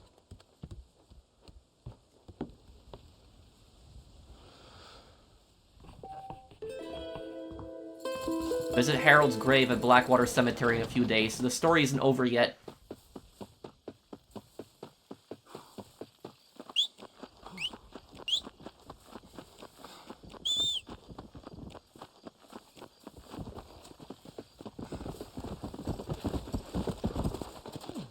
I miss you.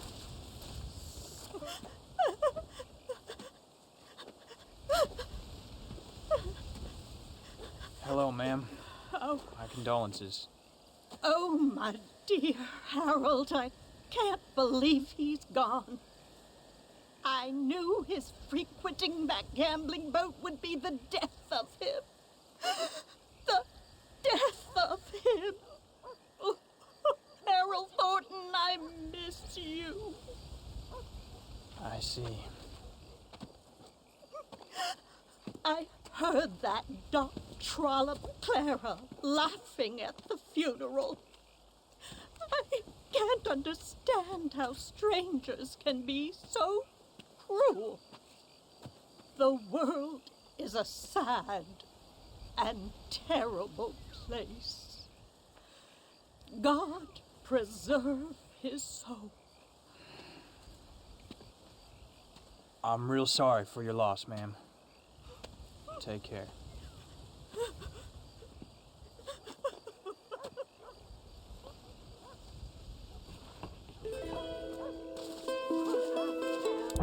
Is Journal able to, am I able to see a summary of the mission afterwards? No, I don't know if I am. Am I, Oh. Visited a cemetery in Blackwater, met the widow Thornton. You soon realized that Claire had been lying about working for the Thorntons. She conned you into robbing and killing Harold. So he was a scammer. That's what was so disturbing about the story. The entire story was false. She never had an affair with him. She never was even pregnant. And she isn't pregnant. She's lying about the pregnancy also. Because if you come there with John 3 years prior, you get the exact same thing. Her claiming that she's pregnant. And same thing with Jack. So she, there's no way to find her, she's gone. But that's what's messed up about the story, is that, yeah, she basically tricked you into killing an innocent man who she never worked for to take his money and then give back to her. It's one of the more disturbing, stranger missions. Easy, boy.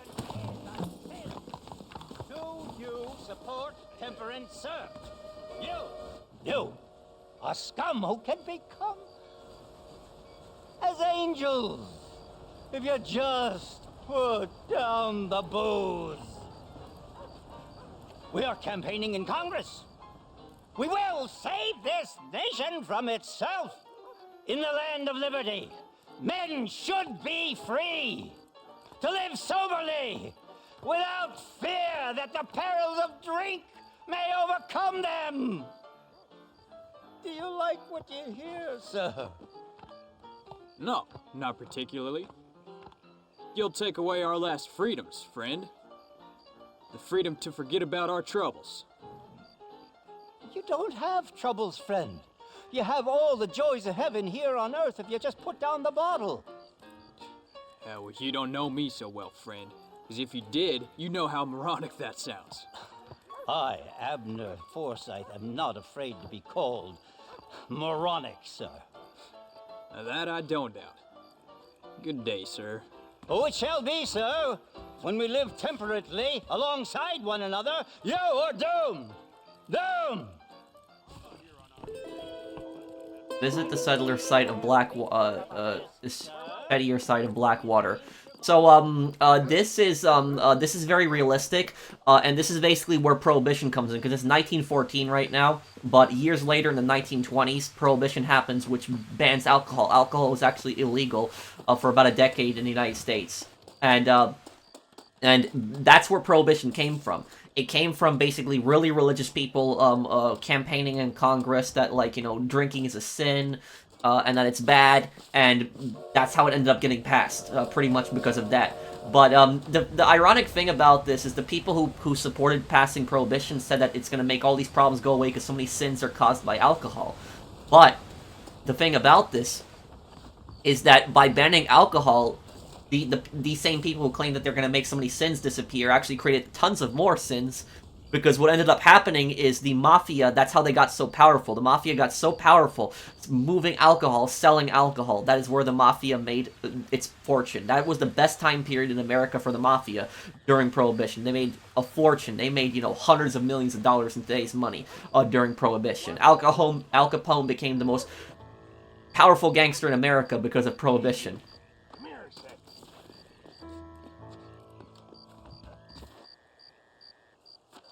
Hey, mister. I heard about you. Yeah, sure you did. You that boy killed Bill Williamson over in Mexico. No, you got me mistaken, partner. I ain't. Boy told me all about you as soon as you come to town. Town? Is that what you call this place? Well, what's wrong with Cesspit?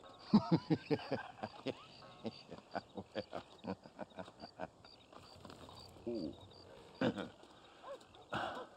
You know,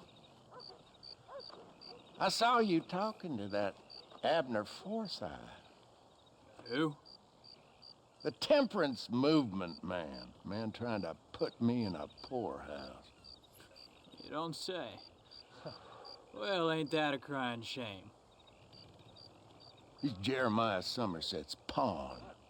The industrialist wants the state to outlaw public consumption of liquor, so as he can make a fortune selling personal gin stills. Leave bar owners like me begging in the street. Oh, well, my heart just bleeds for the three.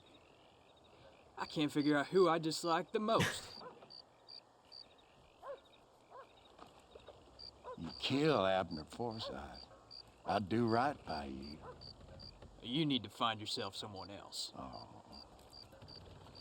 Kill him. Warn Abner or kill him as requested. So you got two choices now. And the thing about that is the rewards and consequences for each are actually different in this one. If you actually kill Abner, what happens is you get half on all bars across the game. I think even in Mexico you get half off. If you actually warn Abner, the amount of that you pay for alcohol doubles, and also I think property prices double as well. It isn't our shouting Thomas. It's a sin. A sin. A sin, I tell you. Hey there, mister. Good to see you, my friend. Decided to join me and recant the evils of the bottle? Keep wishing, partner. Now, you best be moving on soon. Fellas around here want you dead. Oh.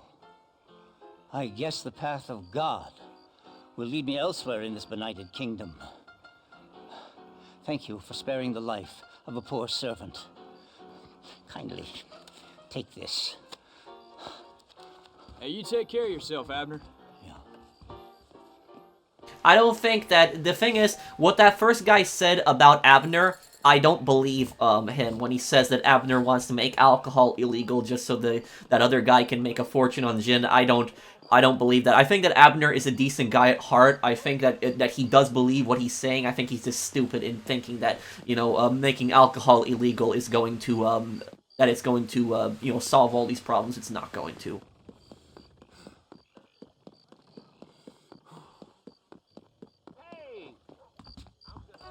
Hey, mister, I want to talk to you. What is it? I heard you tipped off Abner Forsyth after I told you to kill him. Now he'll be spreading his nonsense all over the territory. I'm not here to do your dirty work. Oh, yeah? Well, you can forget about drowning your sorrows anywhere around here. Around here, it's gonna be double the going rate for you. So be it. Yeah, so that one has a clear good ending, is to warn Abner, tell him to leave. But yeah, all bars now across the world will now be double in price in alcohol permanently, pretty much. That is what's going to be. But it's just so cruel killing Abner. It's just you just can't do it.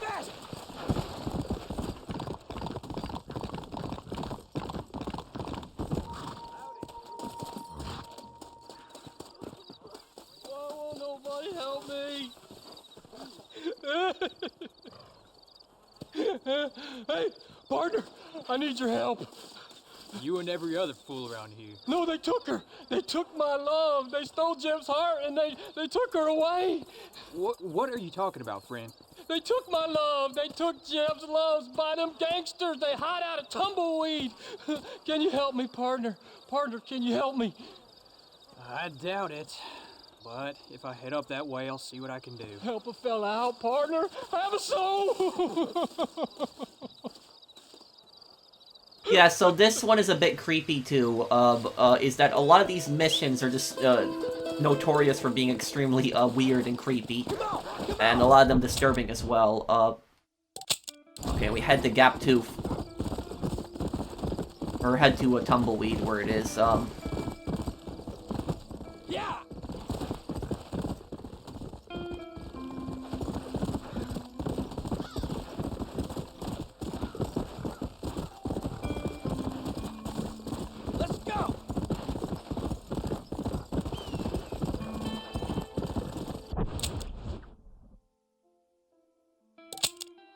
Probably better to go this way, yeah.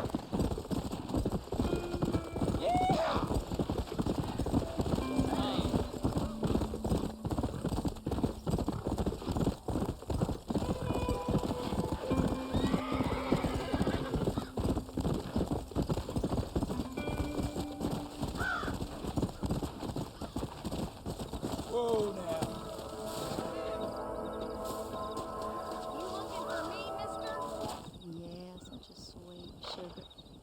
What you doing here, mister? I've come for you. A mercy mission. Your poor wretch of a man has lost his mind. He's waiting in Rathskeller Fort. My man? My man's dead. Lawman shot him about a month ago. Shot him in the back, coming out of a cat house. Gave himself medals. Just like I gave myself to that poor bastard. Unless you've been to hell, you ain't seen no man of mine. Huh. Well, then where is she? Who? Jeb's girl. Who's Jeb? Creepy kind of guy, I hear. Short black hair, mustache. Oh, my. This is Lucy. This is Jeb's girl. You dumb fool. Took it off him about a week ago. Well, then you had better come with me. Yeah. We better get her back to her man, huh? You gonna make my day. What a fine romantic you is.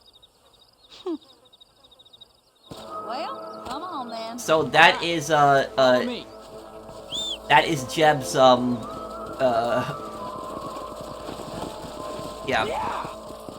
That is Jeb's, love, the horse.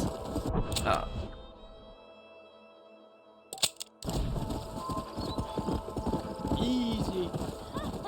You should have seen the look on your face, mister. I bet you thought you was being a real hero. I should have never listened to that crazy fool. Mercy mission. Ha! So did Jeb offer you some kind of reward for this? No, miss. I was just helping him out. Well, ain't you the sweetest thing? I'm just like you. A real sweetheart. Yeah! I gotta ask, mister, didn't Jeb strike you as being kinda funny? Most people out here strike me as being kind of funny. But Jeb, he's a special type of funny, I'd say. Well, I'm inclined to agree with you, miss. Ha! He got you good, mister. I'm glad you find it so amusing.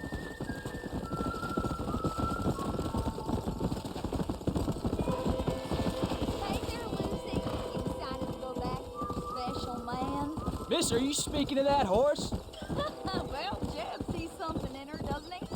You think he's gonna have flowers waiting for her? Well, there's some things I'd rather not think about. Mister, I gotta thank you. I'm gonna remember this one for a long time. Stop now. Mister, you found her, mister.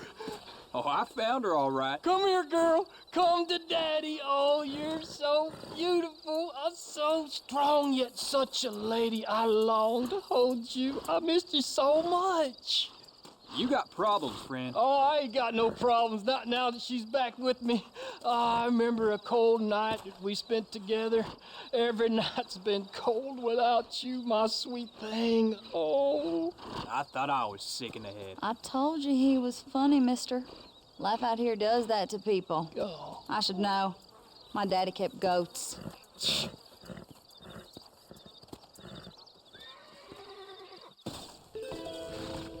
I don't think you want to see what these two got planned. Who are you to judge completed Destiny with the stranger mission?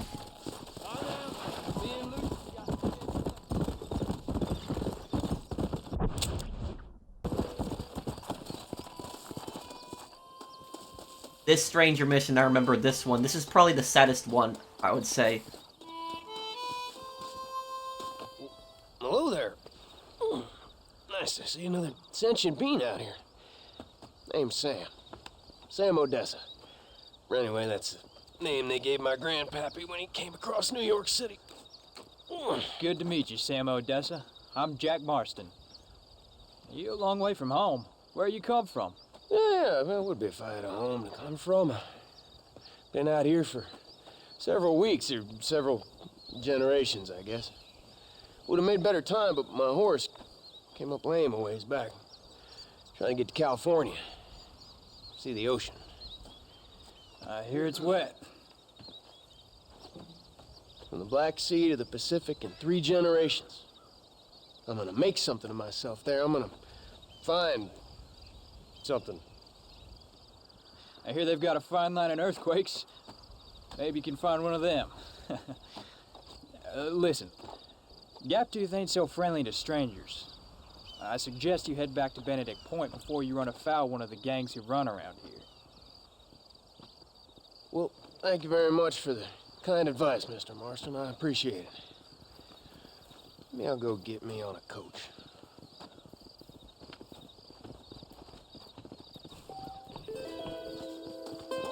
Though you've completed part of his encounter stories not over, odds you will encounter him again in the future. He's probably trying to find California, probably for gold. That's probably the backstory behind that, because a lot of people from the west would from the east, they would actually come out to California to actually look for gold. And Sam, Odessa wasn't his original last name. He said the name that they gave my grandpa. His grandfather is from Ukraine. Odessa is a city that is in modern-day Ukraine. Now, this is what happened back then. A lot of people actually don't know this, but if you are an American and you have like an English sounding last name, what I would do is I would check your ancestry going back, like, you know, well over 100 years. If you don't know where your ancestors come from, because chances are that your ancestors probably did not actually were not English Americans. Because what happened was back in the day when immigrants would actually come into New York, they would actually change their last names. So they would change their last names to I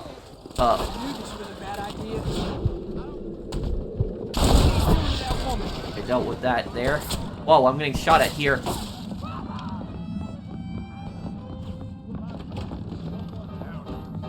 That guy was trying to kidnap her, and I stopped him. But what I was trying to say is that people would have their last names changed to sound more English. So this is what would happen oftentimes. The thing about this is, like, for example, like a common Polish name is, like, you hear Kowalski, which is like the most common, like, you know, Polish last name. Kowalski in Polish would be translated to Kowalski. Kowalski. It wouldn't be Kowalski, it'd be Kowalski, because W in Polish is V, but people would have their names changed to something like that, for example, just so that it was easier to pronounce, and also because they wanted to change their names to be more, their last names to be more English sounding. That's how it was back then in America. And so his grandfather had come from Ukraine, and so his grandfather probably had a hard name for them to pronounce, and they probably asked his grandfather, they asked him, "Where are you from?" And he said, "Odessa." And then they said, "Okay, your last name is now Odessa." So something like that could definitely happen, is they would actually change your last name to a city, the city that you were actually from, if it was easier to pronounce. Yeah, so that they would, that would happen, is people would be named after a city. So I could imagine that, like, you know, Polish guy's last name would be Warsaw. I can imagine that too, that they would change that if that's where he came from. So it's not entirely fictional. Something like that is very much possible. Let's go. So this is about a week later. This is probably the longest Stranger mission. It has 4 parts to it. Hey, Sam. Sam Odessa? What are you doing? Are you all right? Hey, Mr. Mansion, isn't it? Yeah. How you doing? Let's see. Mansion. I kind of like that. You okay out here? Yeah. Well, ain't you supposed to be headed for California? Yeah, I found the coach wasn't so much to my liking. It was a little bit slow, a little bit predictable, a touch mundane. But these cacti are quite palatable. I hope they are. Listen, you should find yourself a horse if you're going to head west from here. A horse is a very noble creature. Did you ever hear the tale of the horse who could do sums better than any schoolchild? I think I missed that one. See, if I could have a trusty steed like that who could take me to the shining sea. All right, Sam, listen. Now, California's in the west. You just follow the setting sun. It ain't too complicated, all right? You got it? You take care now. Setting sun.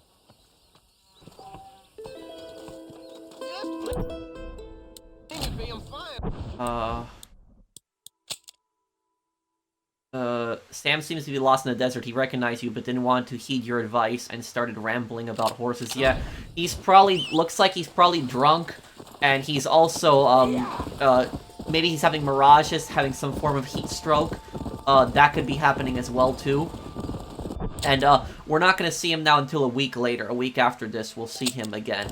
But yeah, he is, when he was talking about the cactus, you know what he probably did? What he probably did was he drank the water out of the cactus. That's probably what he did. Now, the thing about this is cactus will have water in it, some little water, if you actually slice them open. But the thing about cactus is you don't want to drink the water that's inside a cactus, because there could be bacteria, bugs, other stuff that's in there. And so, like, you see in the movies, like, you know, when they drink, when they cut open a cactus in the movies because they're desperate and they drink the water from it, and then they start going crazy and having all these hallucinations and stuff like that, it's because that water is contaminated as hell. That's why you don't do that. But that's probably what he did. He was probably so thirsty, he probably drank some of the water from the cactus, and it messed with his head. We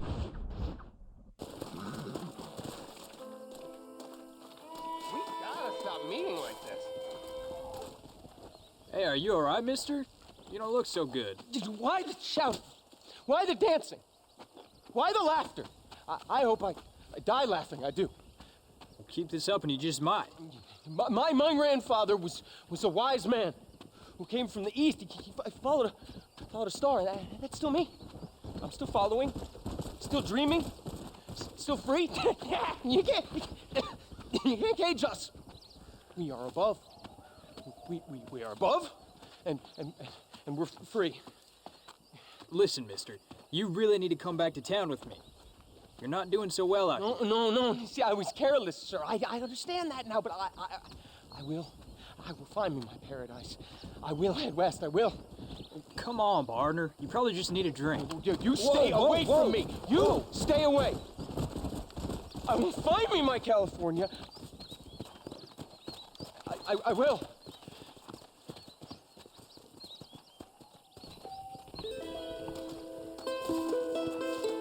So there's still one more part with him left, so he's so obsessed with his grandfather's story, saying how his grandfather followed a star, and he wants to do the exact same thing. He doesn't want help from anyone, thinking that this is some kind of destiny for him, but it's just not working out. But we're gonna see Sam. There's still one more final part to his story.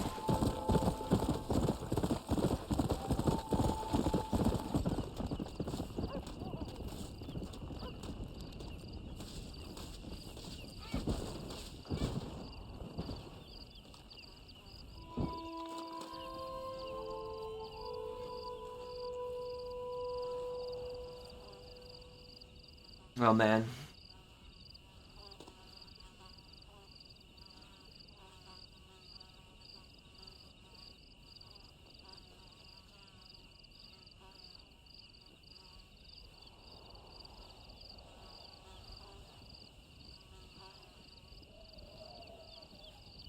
He's been dead for probably a few days at this point. Flies are getting all over his body.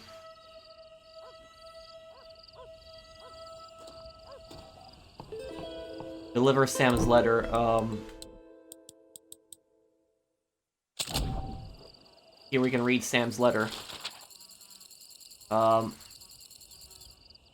darling wife, not a day goes by when I don't think about you and our beautiful baby boy. It is now many weeks since we parted. Precisely how long, I don't know. Time once so predictable and reliable has slipped away from me.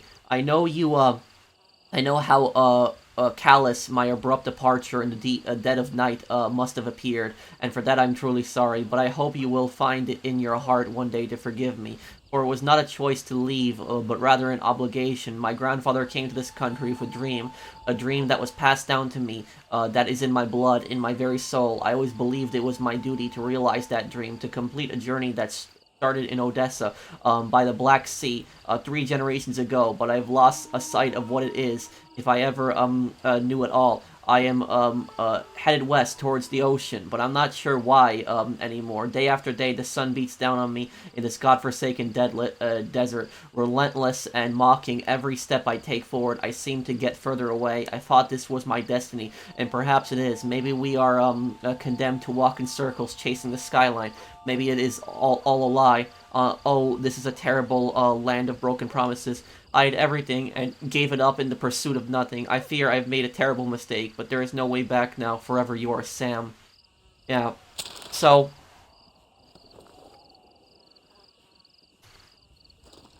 basically, how this whole thing started is his grandfather came to, he says, or at least at the name that they gave my grandpappy, which suggests that he probably didn't know his grandfather.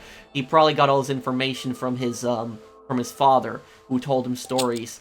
What probably happened is his father was probably telling him stories when he was a child, telling him, you know, your grandfather came from Odessa, Ukraine. Your grandfather came from Odessa, Ukraine. My father, and this is what his father was telling Sam, and it was his dream, you know, to follow the stars, to get to the to Pacific, to see California, and probably just kept putting that into his son's head. And he became so obsessed with that dream that he decided to carry it out, even though how foolish it was. And I think the moral of the story here is that no matter what your father does, what your grandfather does, what your great-grandfather does, you don't have to follow that same story. is you are your own person.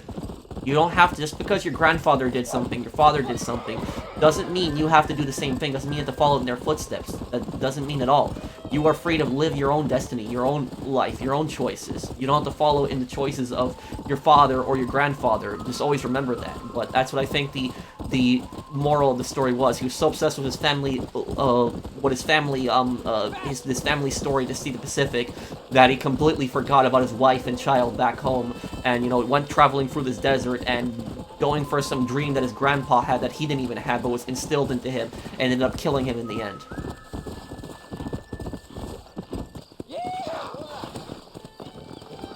So here we will deliver Sam's letter, and we're gonna send this to his wife so that at least he has some closure. She has some closure. People are still strange.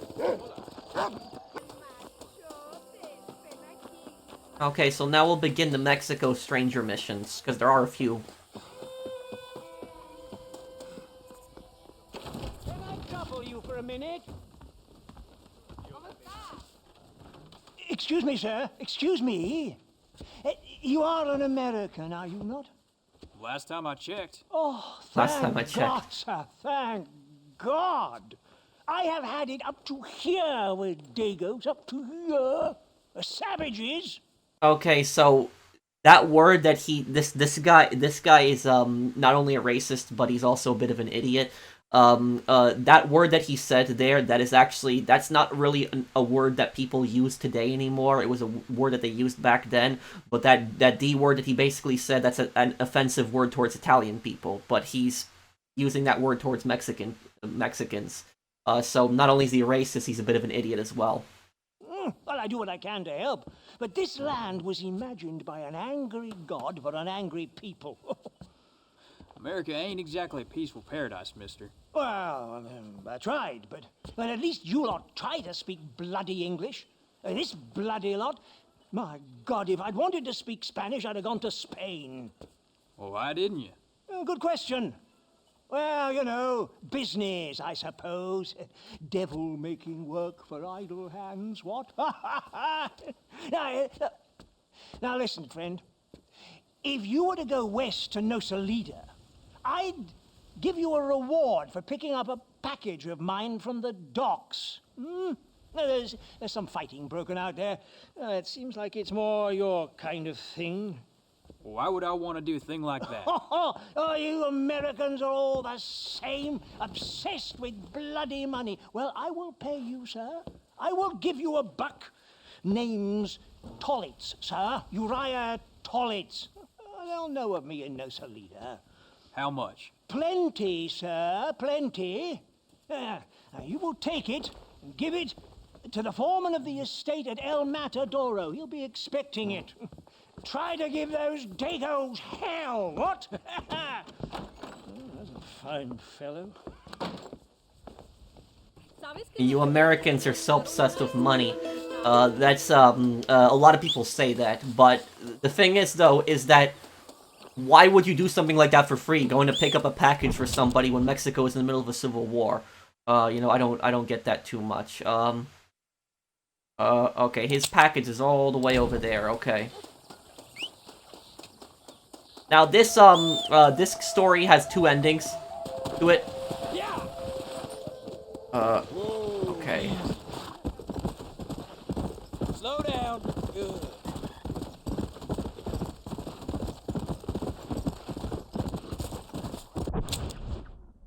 Okay, can I set up a campfire? I can. Okay, so this is a quick way to get, you know, campfires is the quickest way to fast travel, and you do it for free. You can just fast travel to any waypoint. It's so effective. Travel, okay.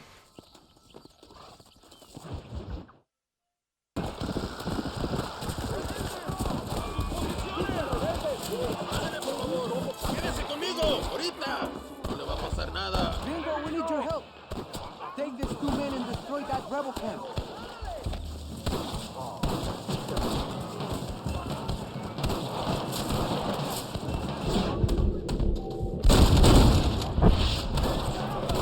Let me show you how it's done.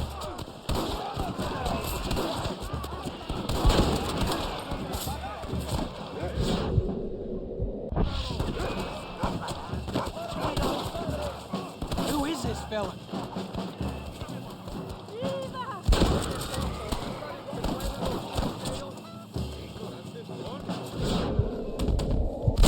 I learned that from my pa. You think I'm a joke?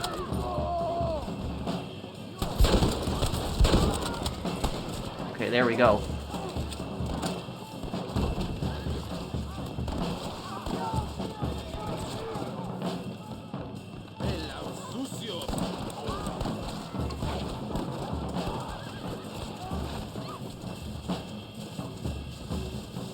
Everybody look out! Excelente!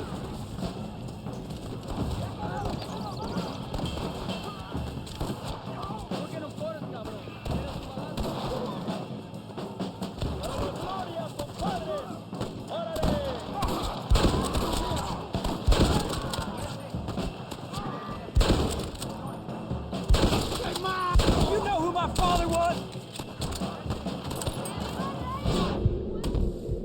Now do you believe I'm a Marston? Vaya! That will teach them!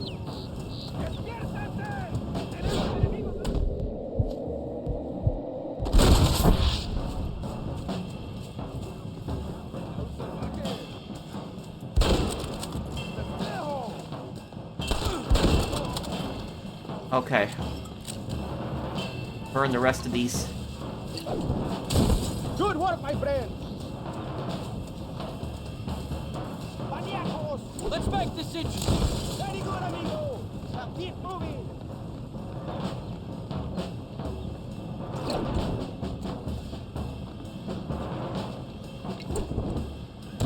Excellent work! Now go speak to the general! He will want to thank you personally! Let's go get his package too.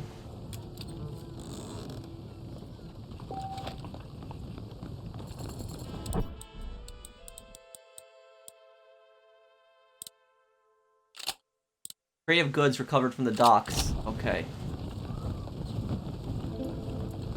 Deliver the package to El Matadero. Okay.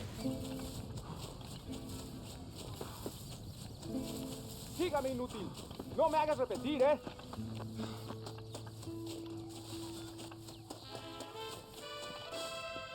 Gracias. You're a friend to Mexico. Here's a little money, a sign of my gratitude. Now we must leave.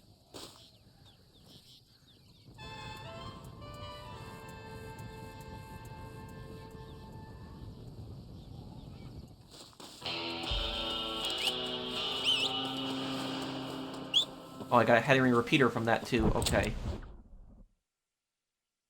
Where do I have to deliver that package to? All the way over there? Okay. Okay. Need to set up a camp somewhere in the wilderness here.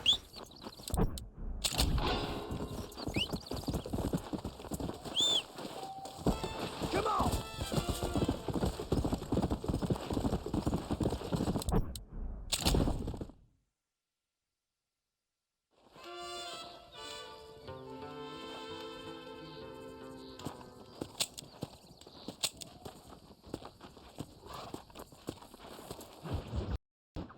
Okay, gonna go and deliver his package here.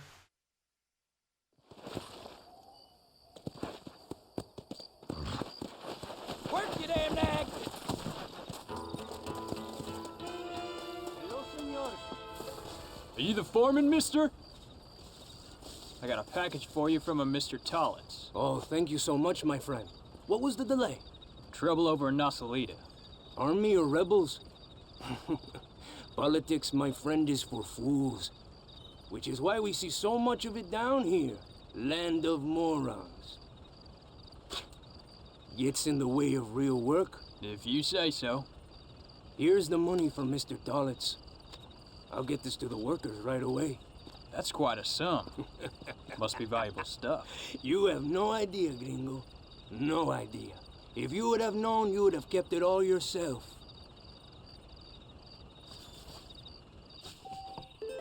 Return the payment to Mr. Tollitz. Now, here's the backstory behind it.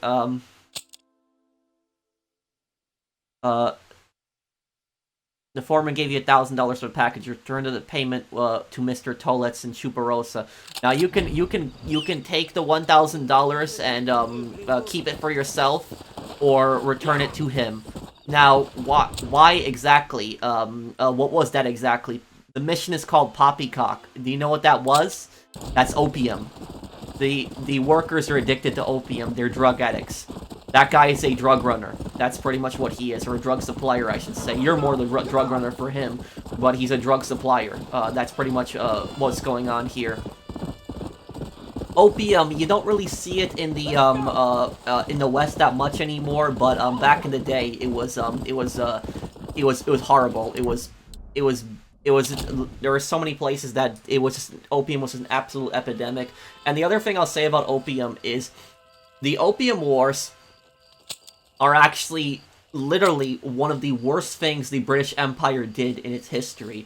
Is the British Empire, during the Opium Wars, we're talking about, the 1800s in China, is they've actually sent these merchants into China. And these merchants, they weren't directly part of the British government, but they paid massive taxes to the British government. So these British merchants came into China, and these British merchants were selling opium. And they were giving basically a cut to the British government.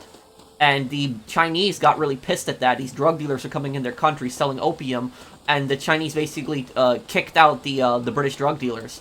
And the British government told them, no, you let the drug dealers come back in. China said no, and so what Britain did was they sent their navy in and basically destroyed the Chinese warships, bombed the Chinese, and defeated the Chinese in the war. And the Chinese had no choice but were forced to accept the British drug dealers. And the British drug dealers went around, they got, hundreds of thousands of people addicted to opium in China. It created a massive epidemic. So getting thousands of Chinese people addicted to opium, one of the worst things the British Empire did. You want to make some money?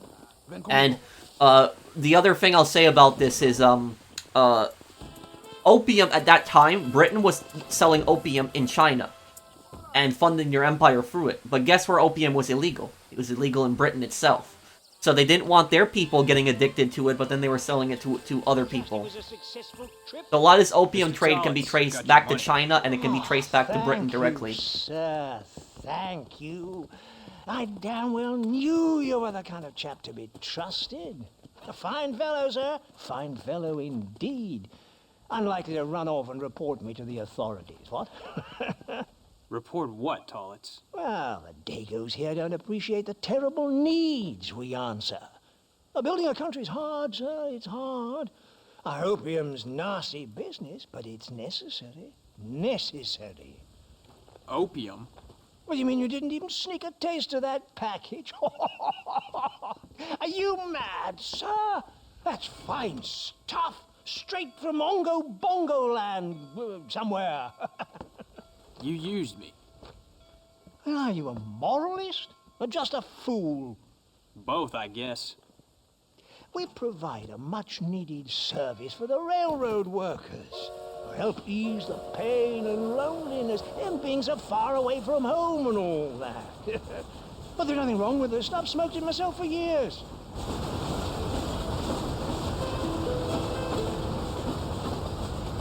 Give Mr. Tollets the money or keep it for yourself. You know what, screw this. I ain't giving you nothing.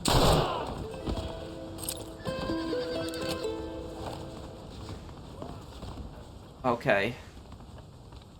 Yep, that was it pretty much there. Oh, I was trying to loot his body, but I guess that didn't work out too. Might as well.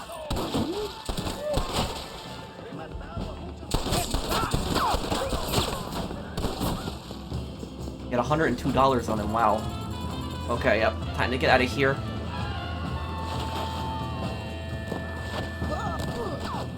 But yeah, he was basically a drug supplier. That's precisely why I killed him. I didn't kill him because of the money. I could honestly care less about it. You lose honor for killing him. But I killed him because he's a, drug supplier. I can't stand people like that. Just the absolute worst human beings. Okay, let's get out of here.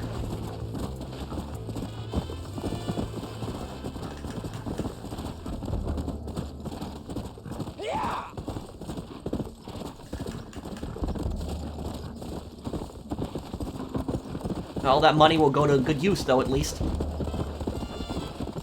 Let's go!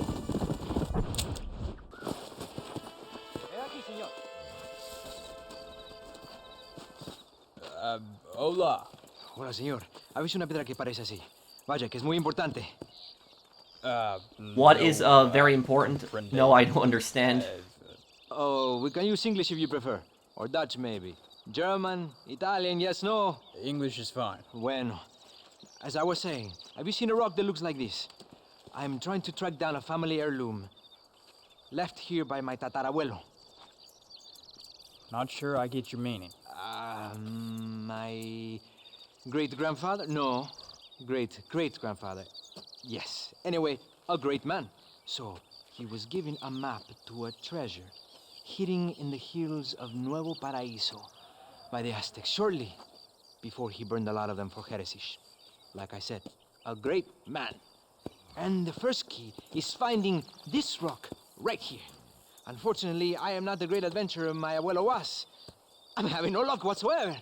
And my wife and children, stuck in the capital, continue sending me wires asking, when am I going to see my papi again? And I tell them, it is Aztec Gold, you ungrateful wretches! Aztec Gold! And if that ain't teaching the young right from wrong, nothing is. Well, exactly. You certainly look like the type who can get things done. I would, of course, offer a reward if you would aid me. Actually, we were not properly introduced. Basilio Aguirre Olmos de la Vargas. Jack Marston. Let's see that map. Once you find the missing pieces to the map, meet me back at El Matadero. So this is the only stranger mission that I never completed. When I was a kid, I never completed this one. This is the one I never completed because I could never figure it out. But we're gonna complete it here now. Find the pieces of Basilo's treasure map. Okay.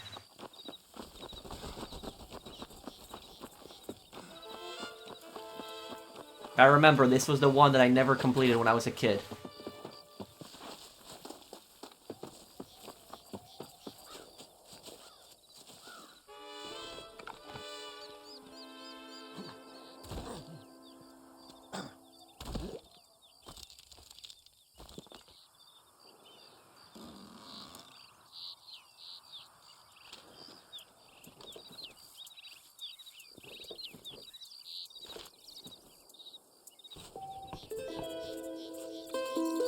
Aztec journal entry.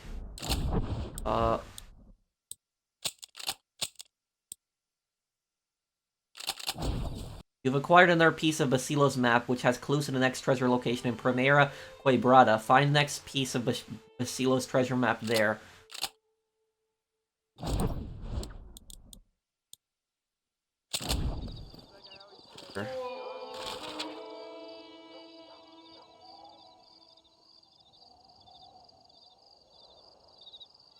Oh.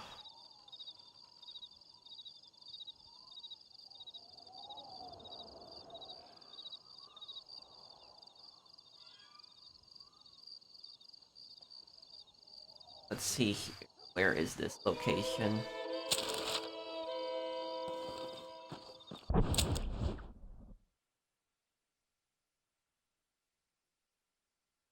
Oh, right here. Okay.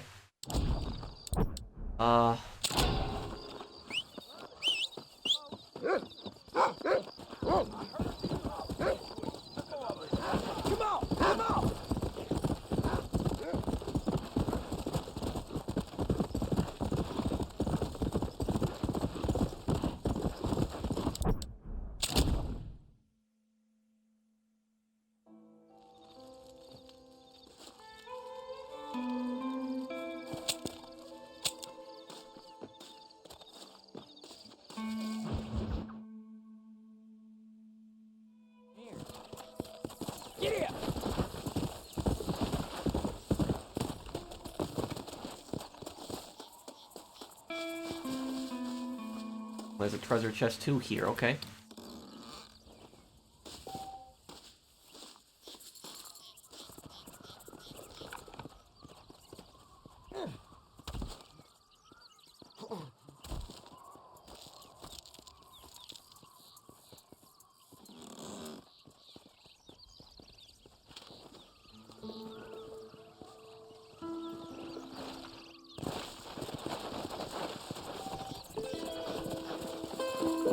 Aztec journal entry.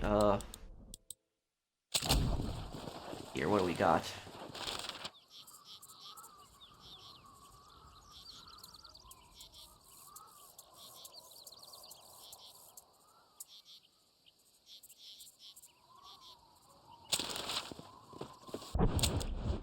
And it's marked on our map too. Not even that far from here. We could just ride from here. We don't need to fast travel. Come on, fast! I don't know if the original had that where they would just appear purple on your map like that. But I remember this is the only one I never finished when I was a kid.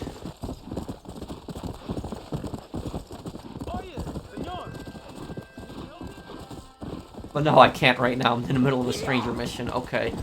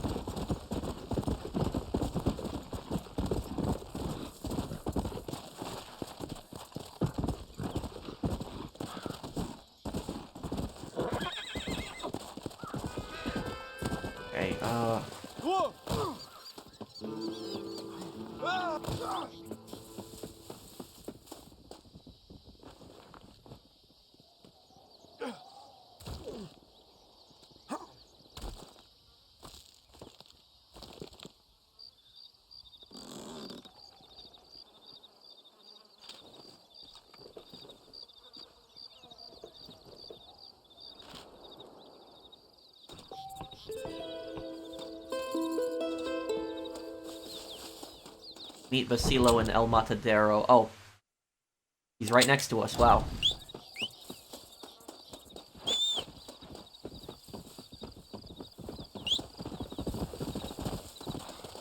Now, his great-great-great-great-grandfather was probably a conquistador, but that's going back, like, that's gotta be going back 400 years, 1800, 1700, 1600, 1500, yeah, 400 years before this, so his great-great-great-grandfather was a conquistador, some pretty bad people.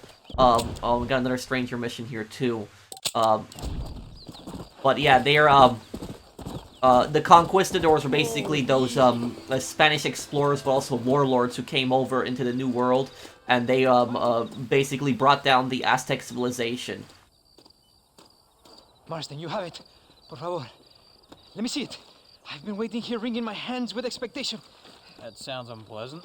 This is it. Yes. Yes. We're in luck. Do you know what this might be? Well, it's gotta be around here someplace.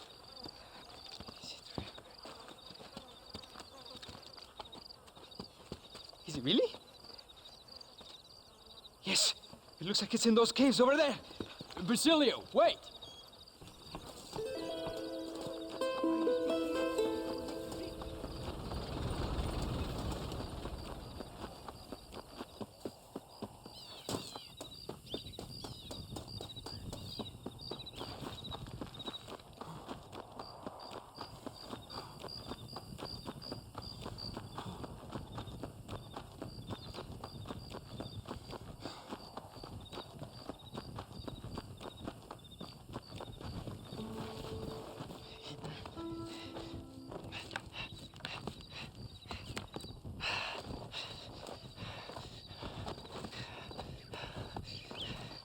Here?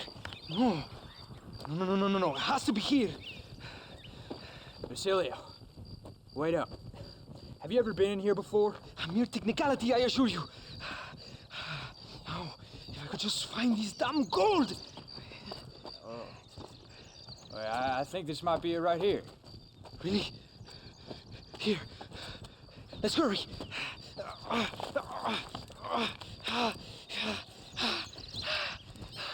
Finally. So long. Goodbye, poverty. Goodbye, defeat. Hello, faith.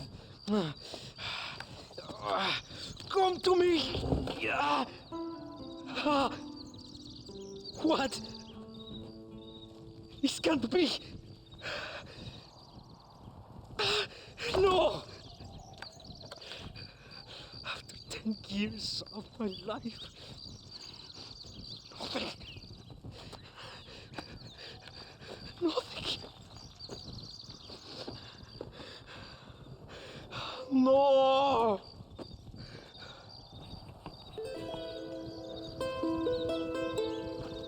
So that's the end of Aztec Gold.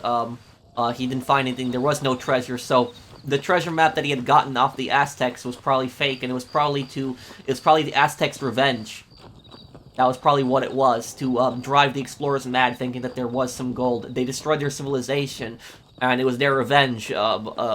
Basically drive them mad over this treasure that didn't exist. Let me see here.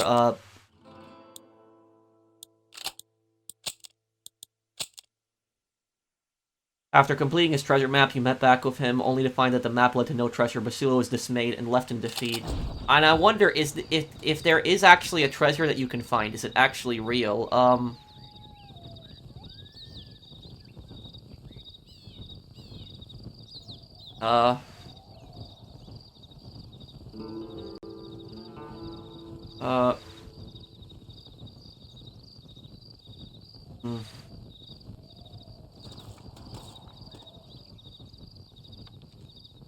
Yeah, I don't think that there's a way to there's actually any gold.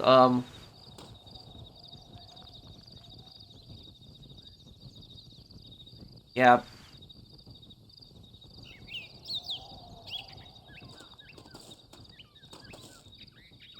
Oh, okay.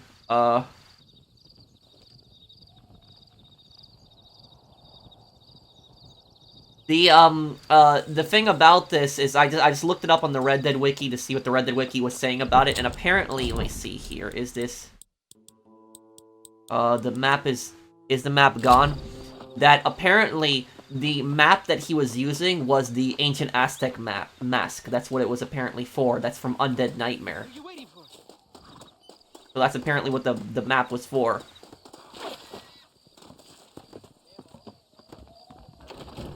I miss her so much.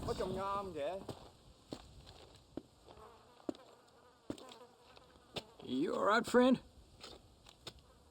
I guess. I'm still alive. Cheery kind of fella, ain't you? Haven't got much to be cheerful about. I don't guess I have neither. I came here to make my fortune. I got a job so I could marry my beloved. She says she is still waiting for me, but I will never get out from here. I will never see Shanghai again. I'll live and die in the dust. How come? I'm indentured. We all are. We're little more than slaves. Slaves? They ain't slaves, gringo. Not slaves at all. They just have to do a month's work to get a month's pay. Don't you, Zhao? Yes, sir. Well, then let this man go free. This man signed a contract. If the law don't respect contracts, the law don't respect nothing. Ain't that right, Zhao? Now, come on now. Give this man his freedom. This man owes me $10,000 if he breaks his contract. It's written down clear as day. Let him go. I'll tell you what, gringo, cowboy. Get me, I don't know. Get me a white stallion like a real cowboy rides. And this dog is yours to keep.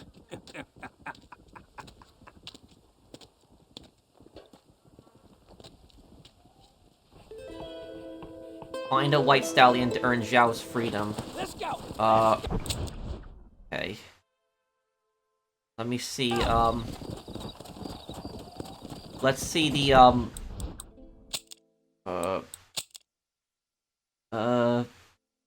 which is, trapped in a contract which is preventing him from returning to Shanghai and seeing his lover. Shanghai is in China. Zhao's foreman is willing to terminate the contract in exchange for white stallion. White stallions, also known as Hungarian half-breds, can be found in the wild. If you've already broken a white stallion, you may purchase a deed for a Hungarian, half-bred from a general store. Okay. Let's check the general stores then. Where's the closest general store?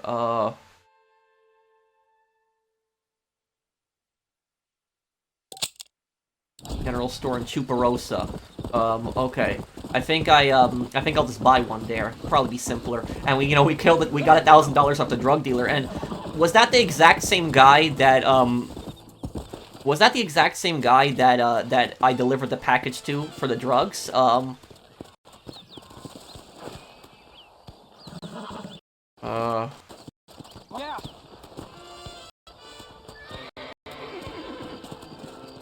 I think, yeah, that was the same guy that I delivered the package to. Okay, I just checked Red Dead Wiki too, so yeah, it is the same guy.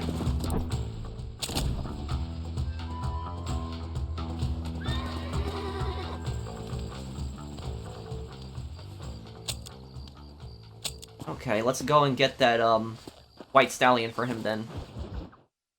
I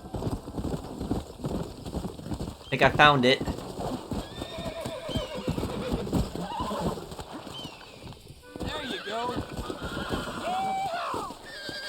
Okay, got it. Oh, no! All I gotta do is now keep myself balanced.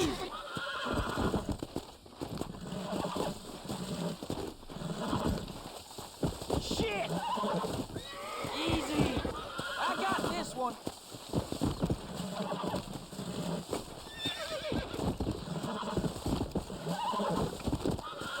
You'll be fine! Look at this! Got it.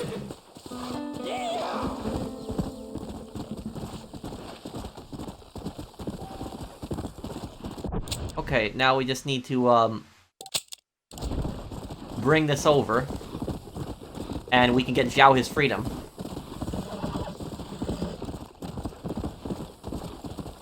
Come on! Come on!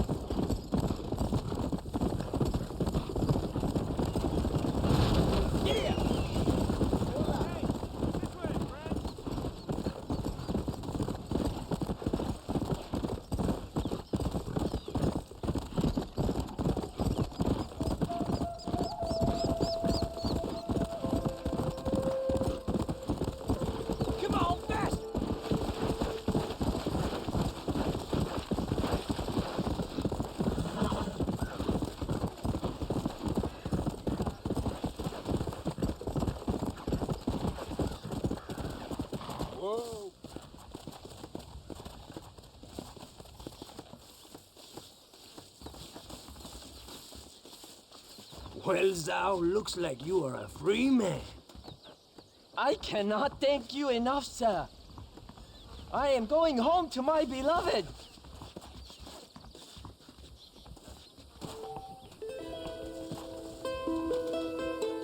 So, this isn't over yet. You're still gonna see Zhao in one more part here.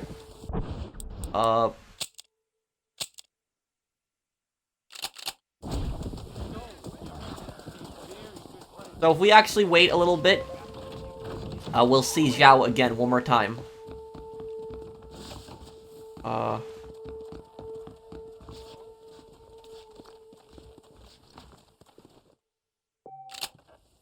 Fast forward time, it's a little bit here.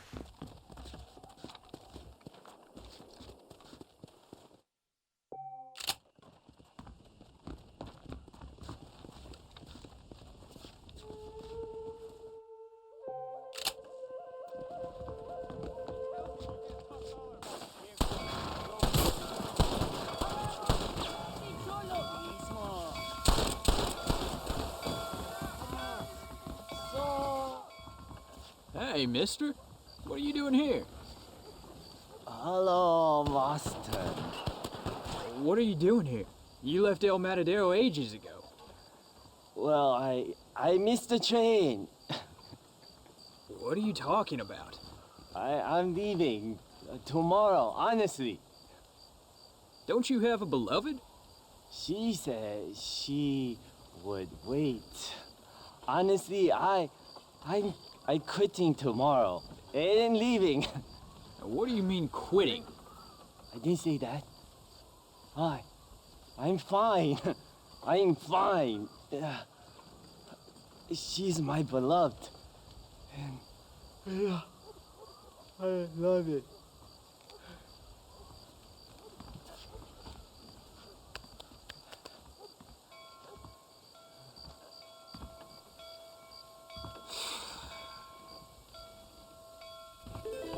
Yeah, so basically, love is the opiate. So, it's unknown whether Zhao was talking about an actual, woman that he married, or if he's talking about opium as his beloved. So, Zhao is addicted. Zhao is a drug addict. That's the part of the story you didn't know before you freed him. And that's how Zhao got into that contract in the first place, probably. He was probably addicted to opium. He probably came to America. He probably got addicted to opium beforehand in China, where the opium trade was massive. And he probably came to America trying to make some money, and the foreman had probably promised him some opium to work for him. And so he was so addicted that he signed that contract, basically making himself an indentured servant, forced to work for that scumbag, and just for drugs. And what I think is going to happen, I don't think he's going to return to China. I don't think he ever will. I think he's going to, go back to that foreman, and he's going to want more opium. Then the cycle is just going to keep going. That's at least what I think is going to happen. I don't think he's going to go back to Shanghai.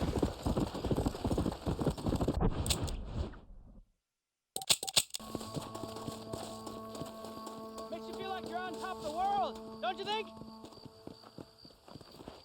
Hello there, friend. Have you come to enjoy the scenery? I guess I have. What are you doing out here? You know, I'm trying to capitalize on the stiff upward breezes in this region to launch my first ever flight. Well, you're gonna use that crazy thing to fly? I'll be soaring like an eagle, or my name's not Charles Kinnear. I should be the first man swooping through this valley. Yes, I shall. I'd leap off now, only it seems like I need more adhesive to keep the wings together. I've concocted my own special formula, since that store-bought stuff isn't strong enough. However, I can't abandon my machine to gather more materials. What kind of materials are you talking about, Charles Kinnear? I need a bunch of bird feathers, doesn't matter what kind, along with a parcel of beaver hides to boil down, along with some red sage to make it all pliable. Okay. I can try to find all that stuff. I'll be back, Charles, because you leaping off that cliff is something I have to watch. Oh, they doubted dear Icarus, sir. Yes, they did! Find ingredients for Charles.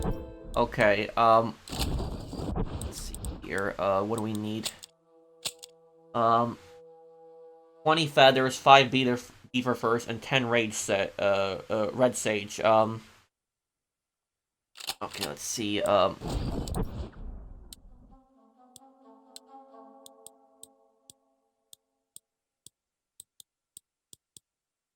have 2 red sage already, too,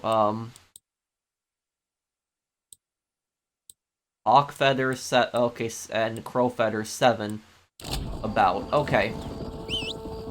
The bird feathers are easy, the sage is also easy. I think the hardest thing is going to be finding, yeah, the hardest thing is going to be finding the beavers. That's gonna be the hardest thing.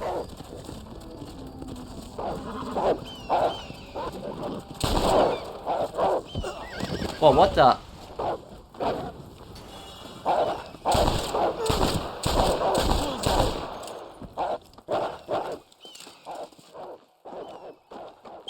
Oh my god, did my horse seriously die from something that stupid? Oh my god, I can't believe that.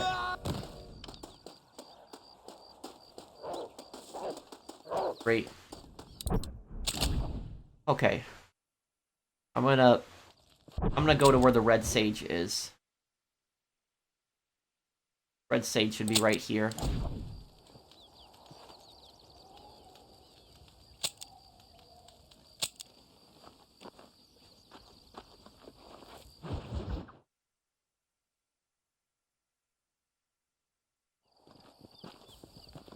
I don't have a horse, so this is just wonderful, right?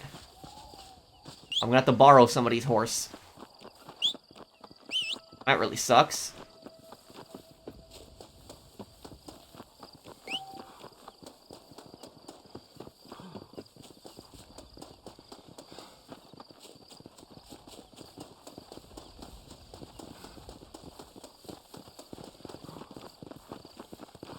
Let me borrow this, buddy.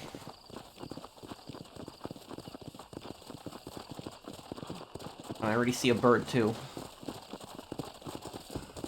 Oh, no. Okay.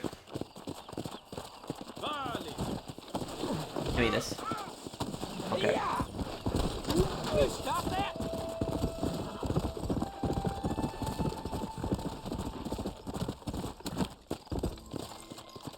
Easy there.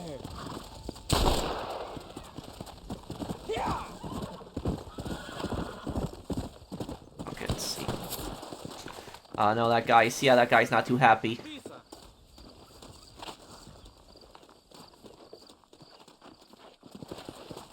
No, no, no. Give me the horse back. Okay. Let's get away from here.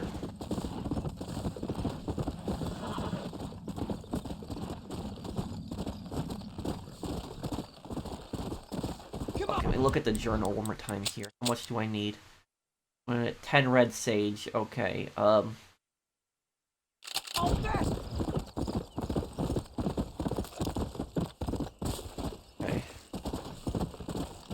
I have about 10 feathers right now.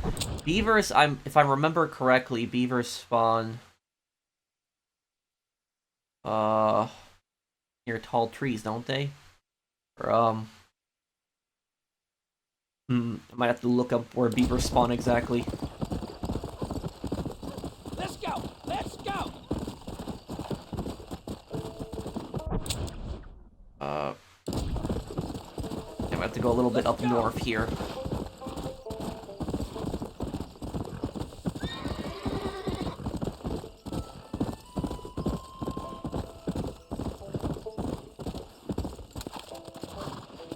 Down you come. Yeah!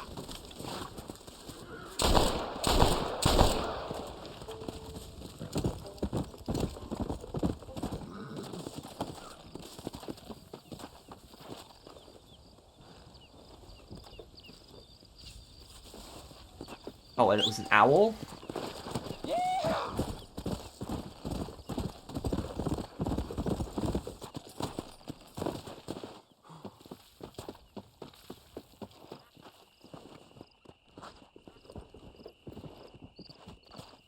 Okay, crow feathers. Fast!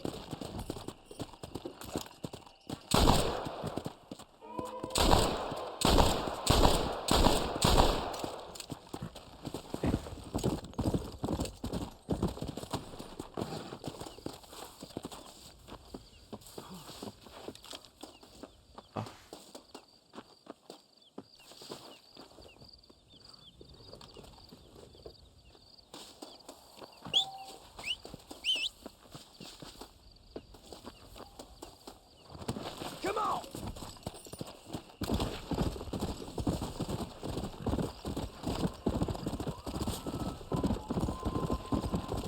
Gotta find some of that red sage. Almost got all the feathers are really easy.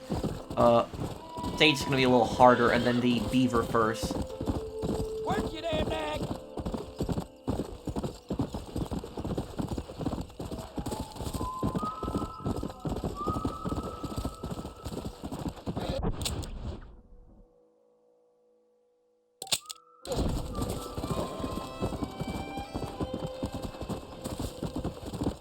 Hope it's daytime soon. Make this a lot easier also.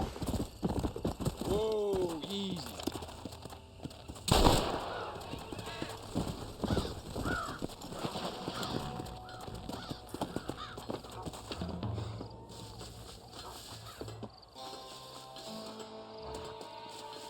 This is just what I need. Perfect. Okay, some red sage.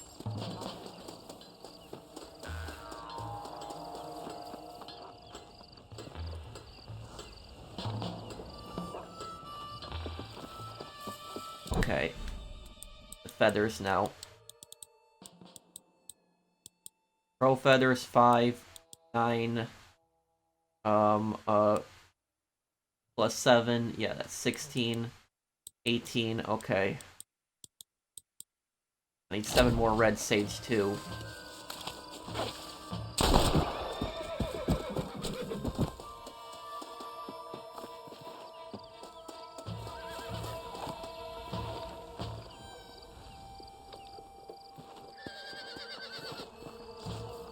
Okay, feathers are done. Now find the red sage.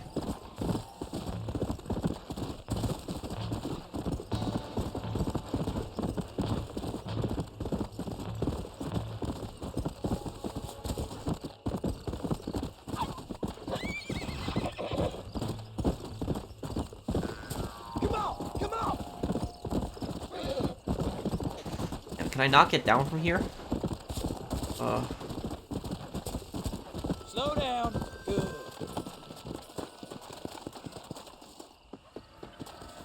This'll do. Okay, 6 more red sage. Get out.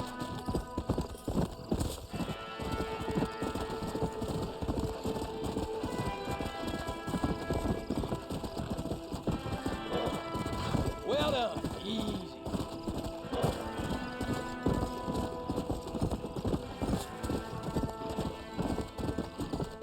Whoa. There we go. 5 more.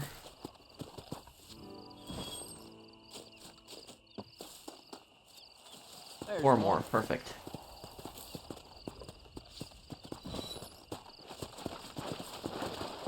Yeah. Keep following this path. Looks like we got some good luck here, yeah. Oh no, that's feverfew. Okay, we're looking for... We want red sage, is what we want.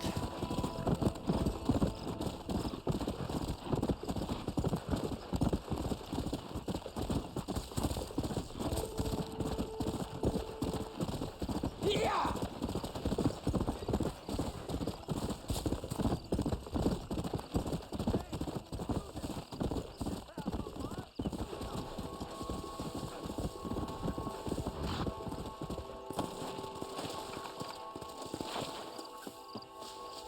Oh no, it's not what I wanted. Okay. Red sage, not this. Come on, fast. Need 4 more red sage.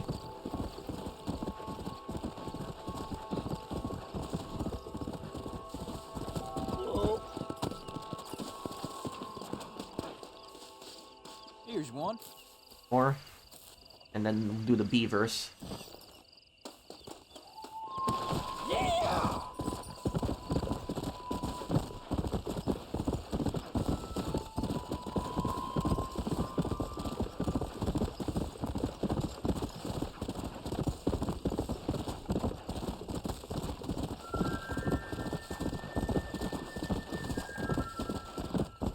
Whoa. Ah, no, it's wild. Wait, there's another flower.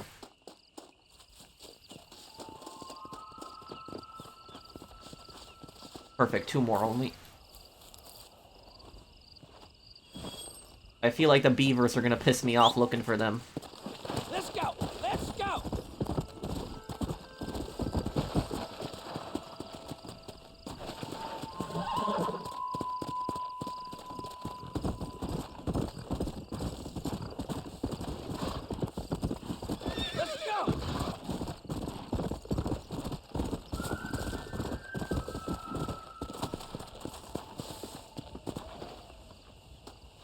No, it's wild feverfew. Ah. Yeah.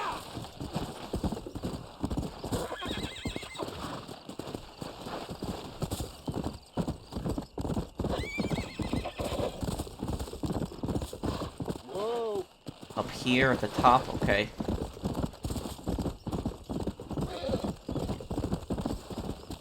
Let's slow down.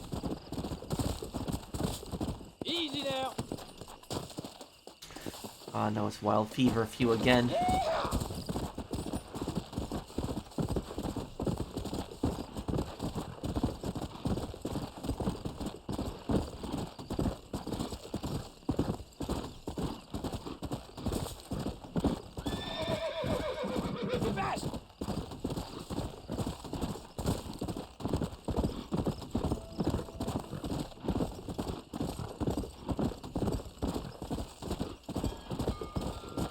Easy now. Great. Okay, it's one more.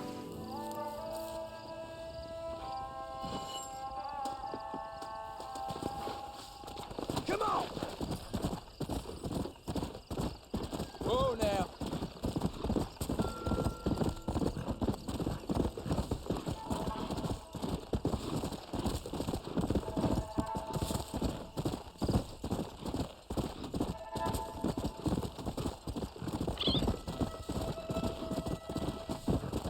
Work your damn nag. Come on, there's gonna be a flower here.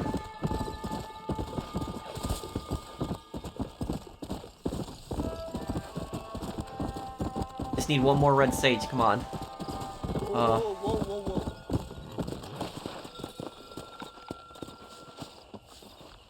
Perfect. Okay. Gotta look up where beavers,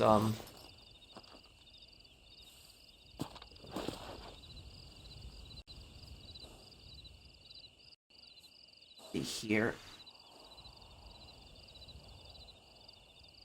Okay, I see where they spawn.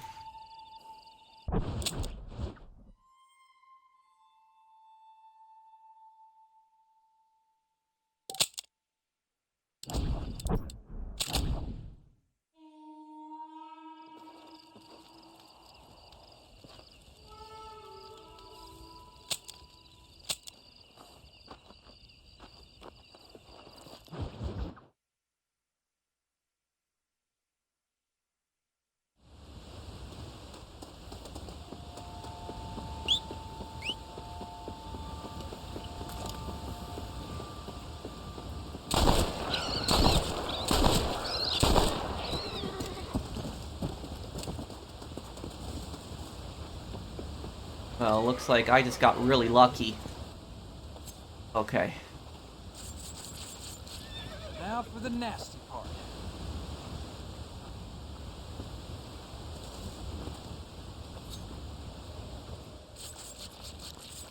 Just like you showed me, Pa.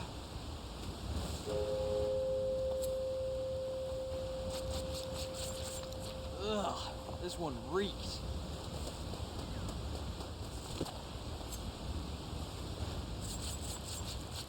Ugh, let me take your coat, madam. For the journal, 5 beaver furs. Okay.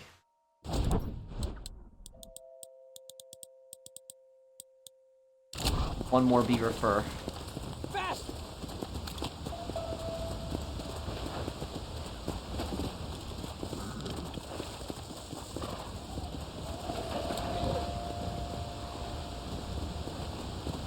Whoa now.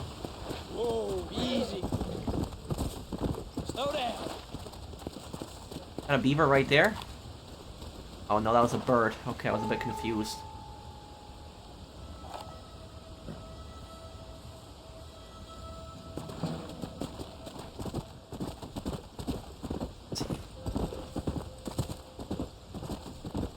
Beaver, we'll find you. Load up there. If it was daytime, it'd be a lot easier to find these guys.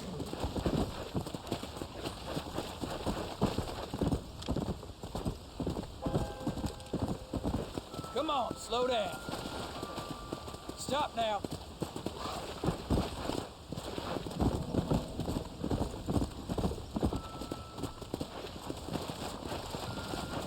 Oh no, come on.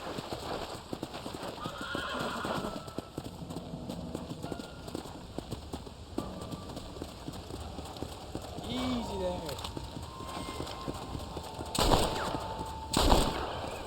That it?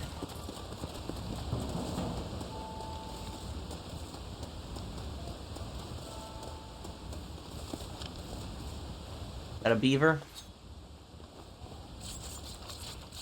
Should be able to sell this. Oh no, it's raccoon. Damn it. Use my language. Come on, come on. Got so lucky. I found 4 beavers, and I think there was a 5th one, but I think it got away from me. And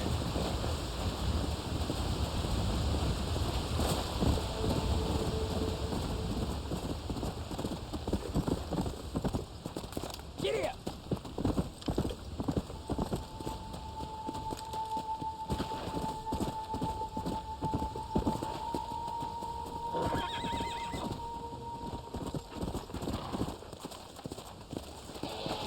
Whoa, boy, easy.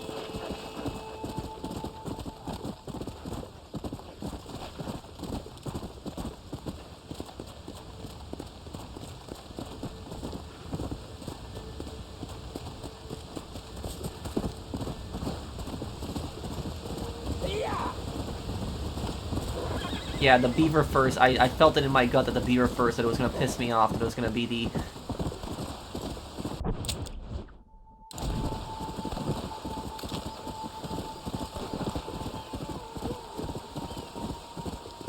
Slow down. That'll teach you. That a beaver?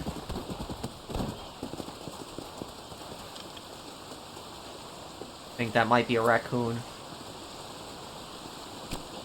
Yeah, I think it was a raccoon.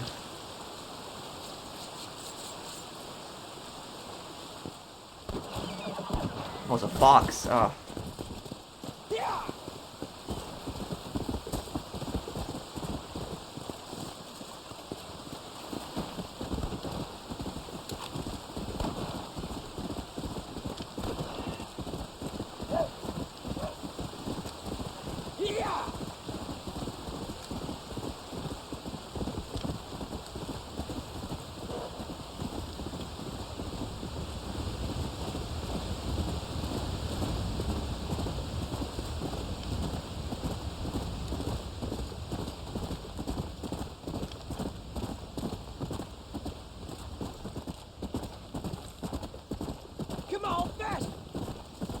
My luck is so crap. I find 4 beavers at once, and then I can't find the 5th one.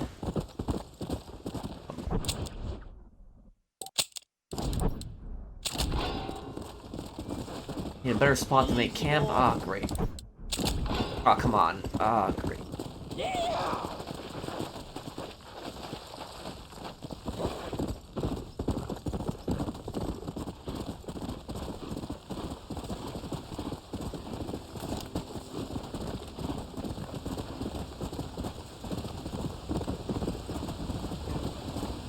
Let's go. Let's go.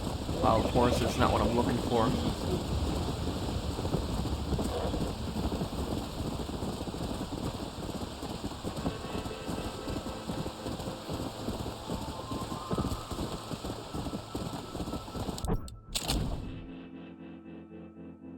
I wonder if I fast travel like this back to the same spot, it might spawn a bunch of beavers in front of me.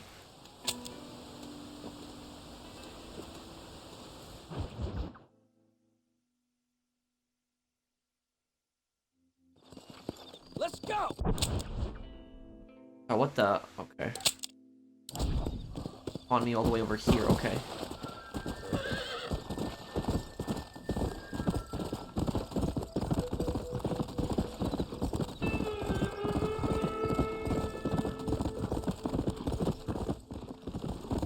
Yeah.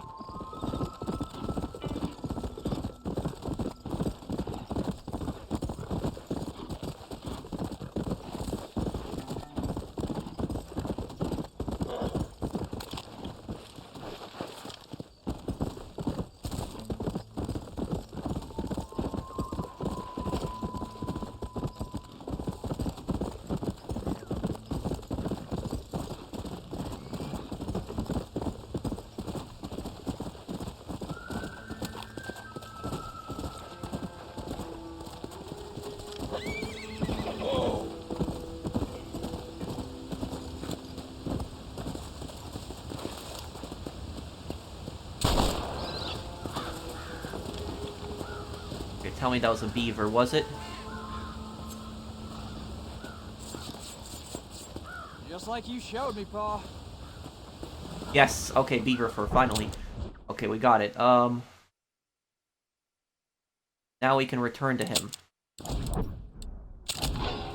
Gotta get no.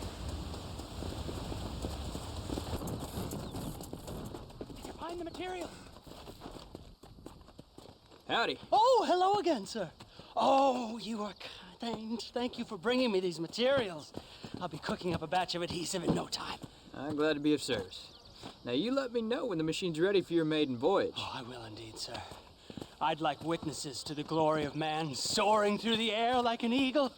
An eagle, sir! Oh, my name's not Charles Kinnear. Return in a couple days to witness his maiden flight. Okay.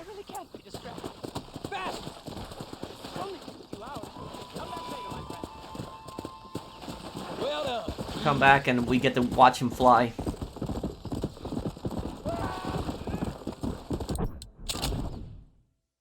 Yeah, let's go to The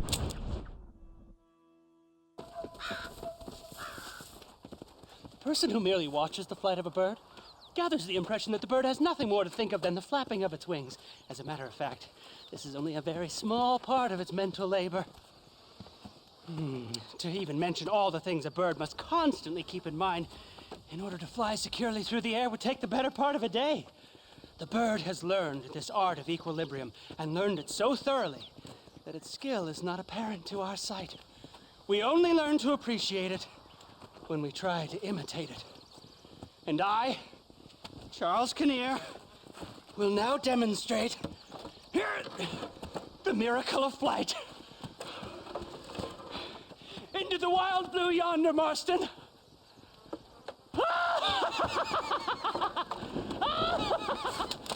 Oh dear.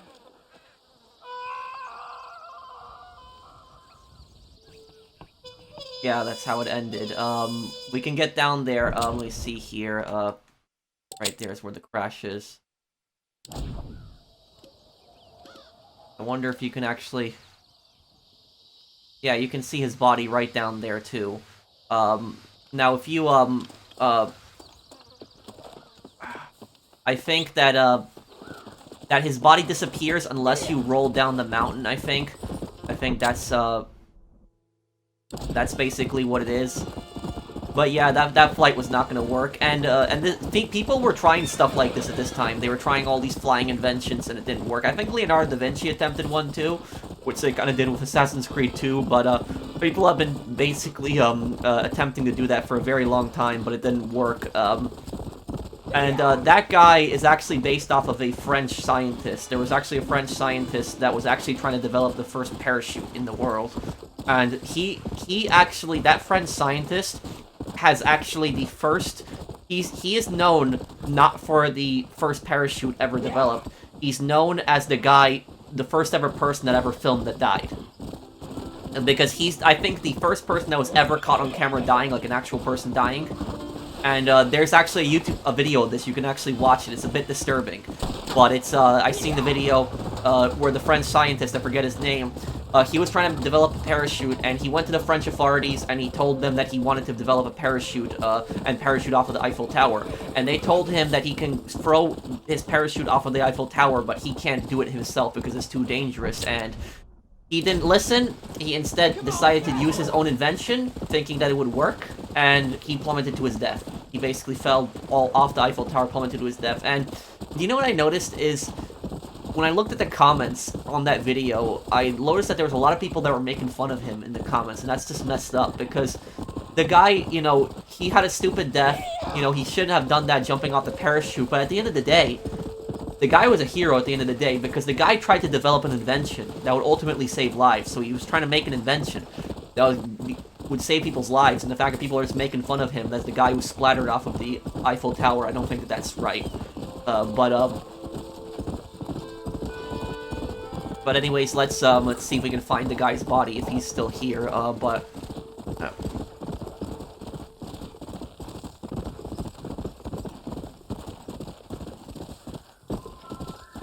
Whoa. Nope, his body's gone. So this disappeared. There is really no way for me to get down off that mountain. I didn't want to risk this jumping off and dying. But yeah, that's his flying machine. It ended in a failure, ended in terrible disaster. That's how it ended.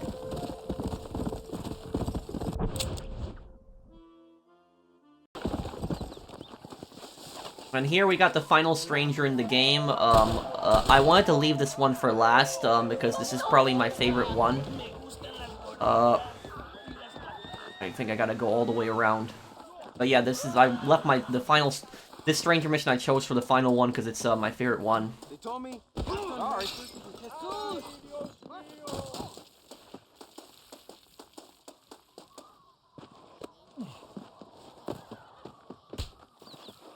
Sí, tú eres puta! Hey, amigo, give it a rest. Enough. Stop hitting the girl. There, you happy now? You're low, brother. Huh? You like her? You can have her. Yeah, she's pretty clean and pretty dirty also, huh? She's yours for 200 American dollars. Mario, you are evil. He's one of the biggest scumbags in the I'm game. just a cowherd who can no longer afford the cattle.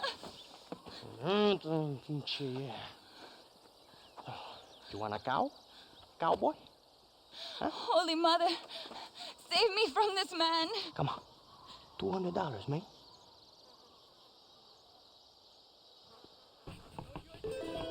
Pay him $200 for Eva's freedom. Okay.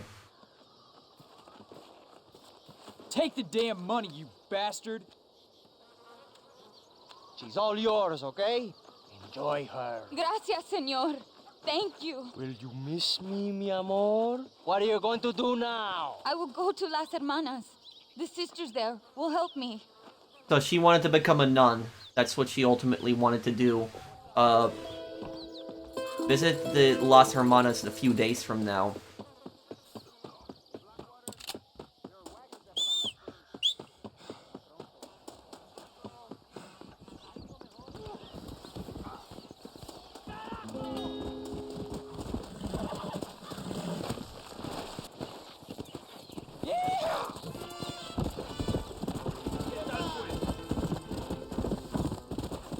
Let's slow down.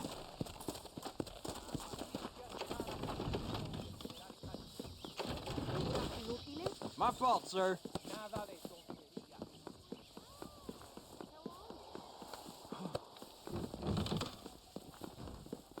Give me the strength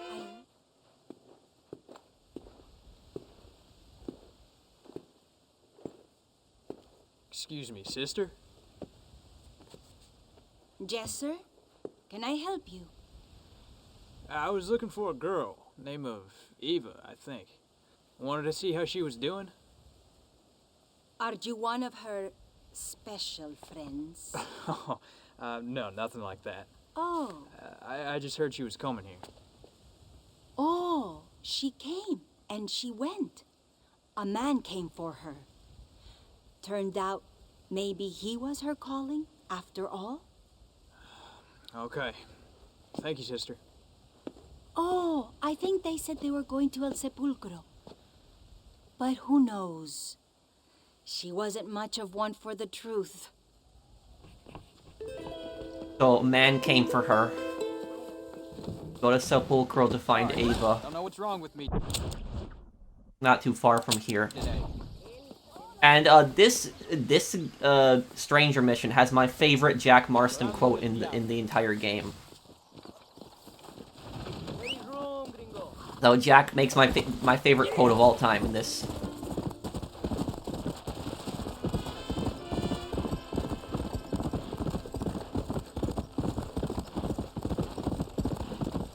Work, you damn nag!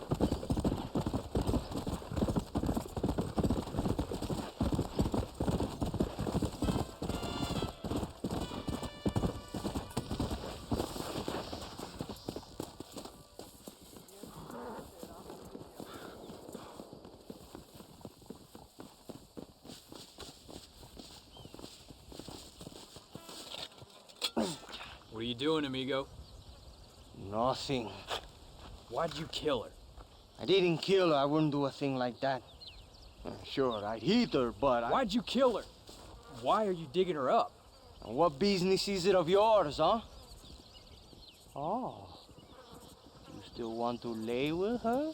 Huh? You sold her. You let her go. No, a good whore never leaves, man.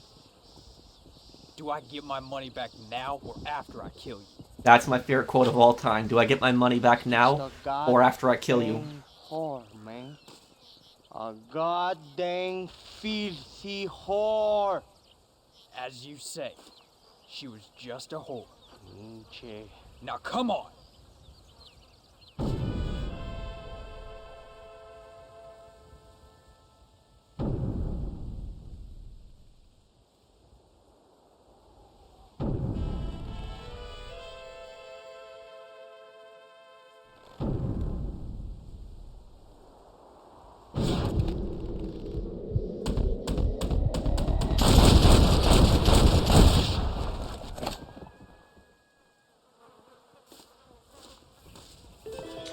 So Eva never made it to become a nun like she wanted to. That scumbag came, kidnapped her, and murdered her.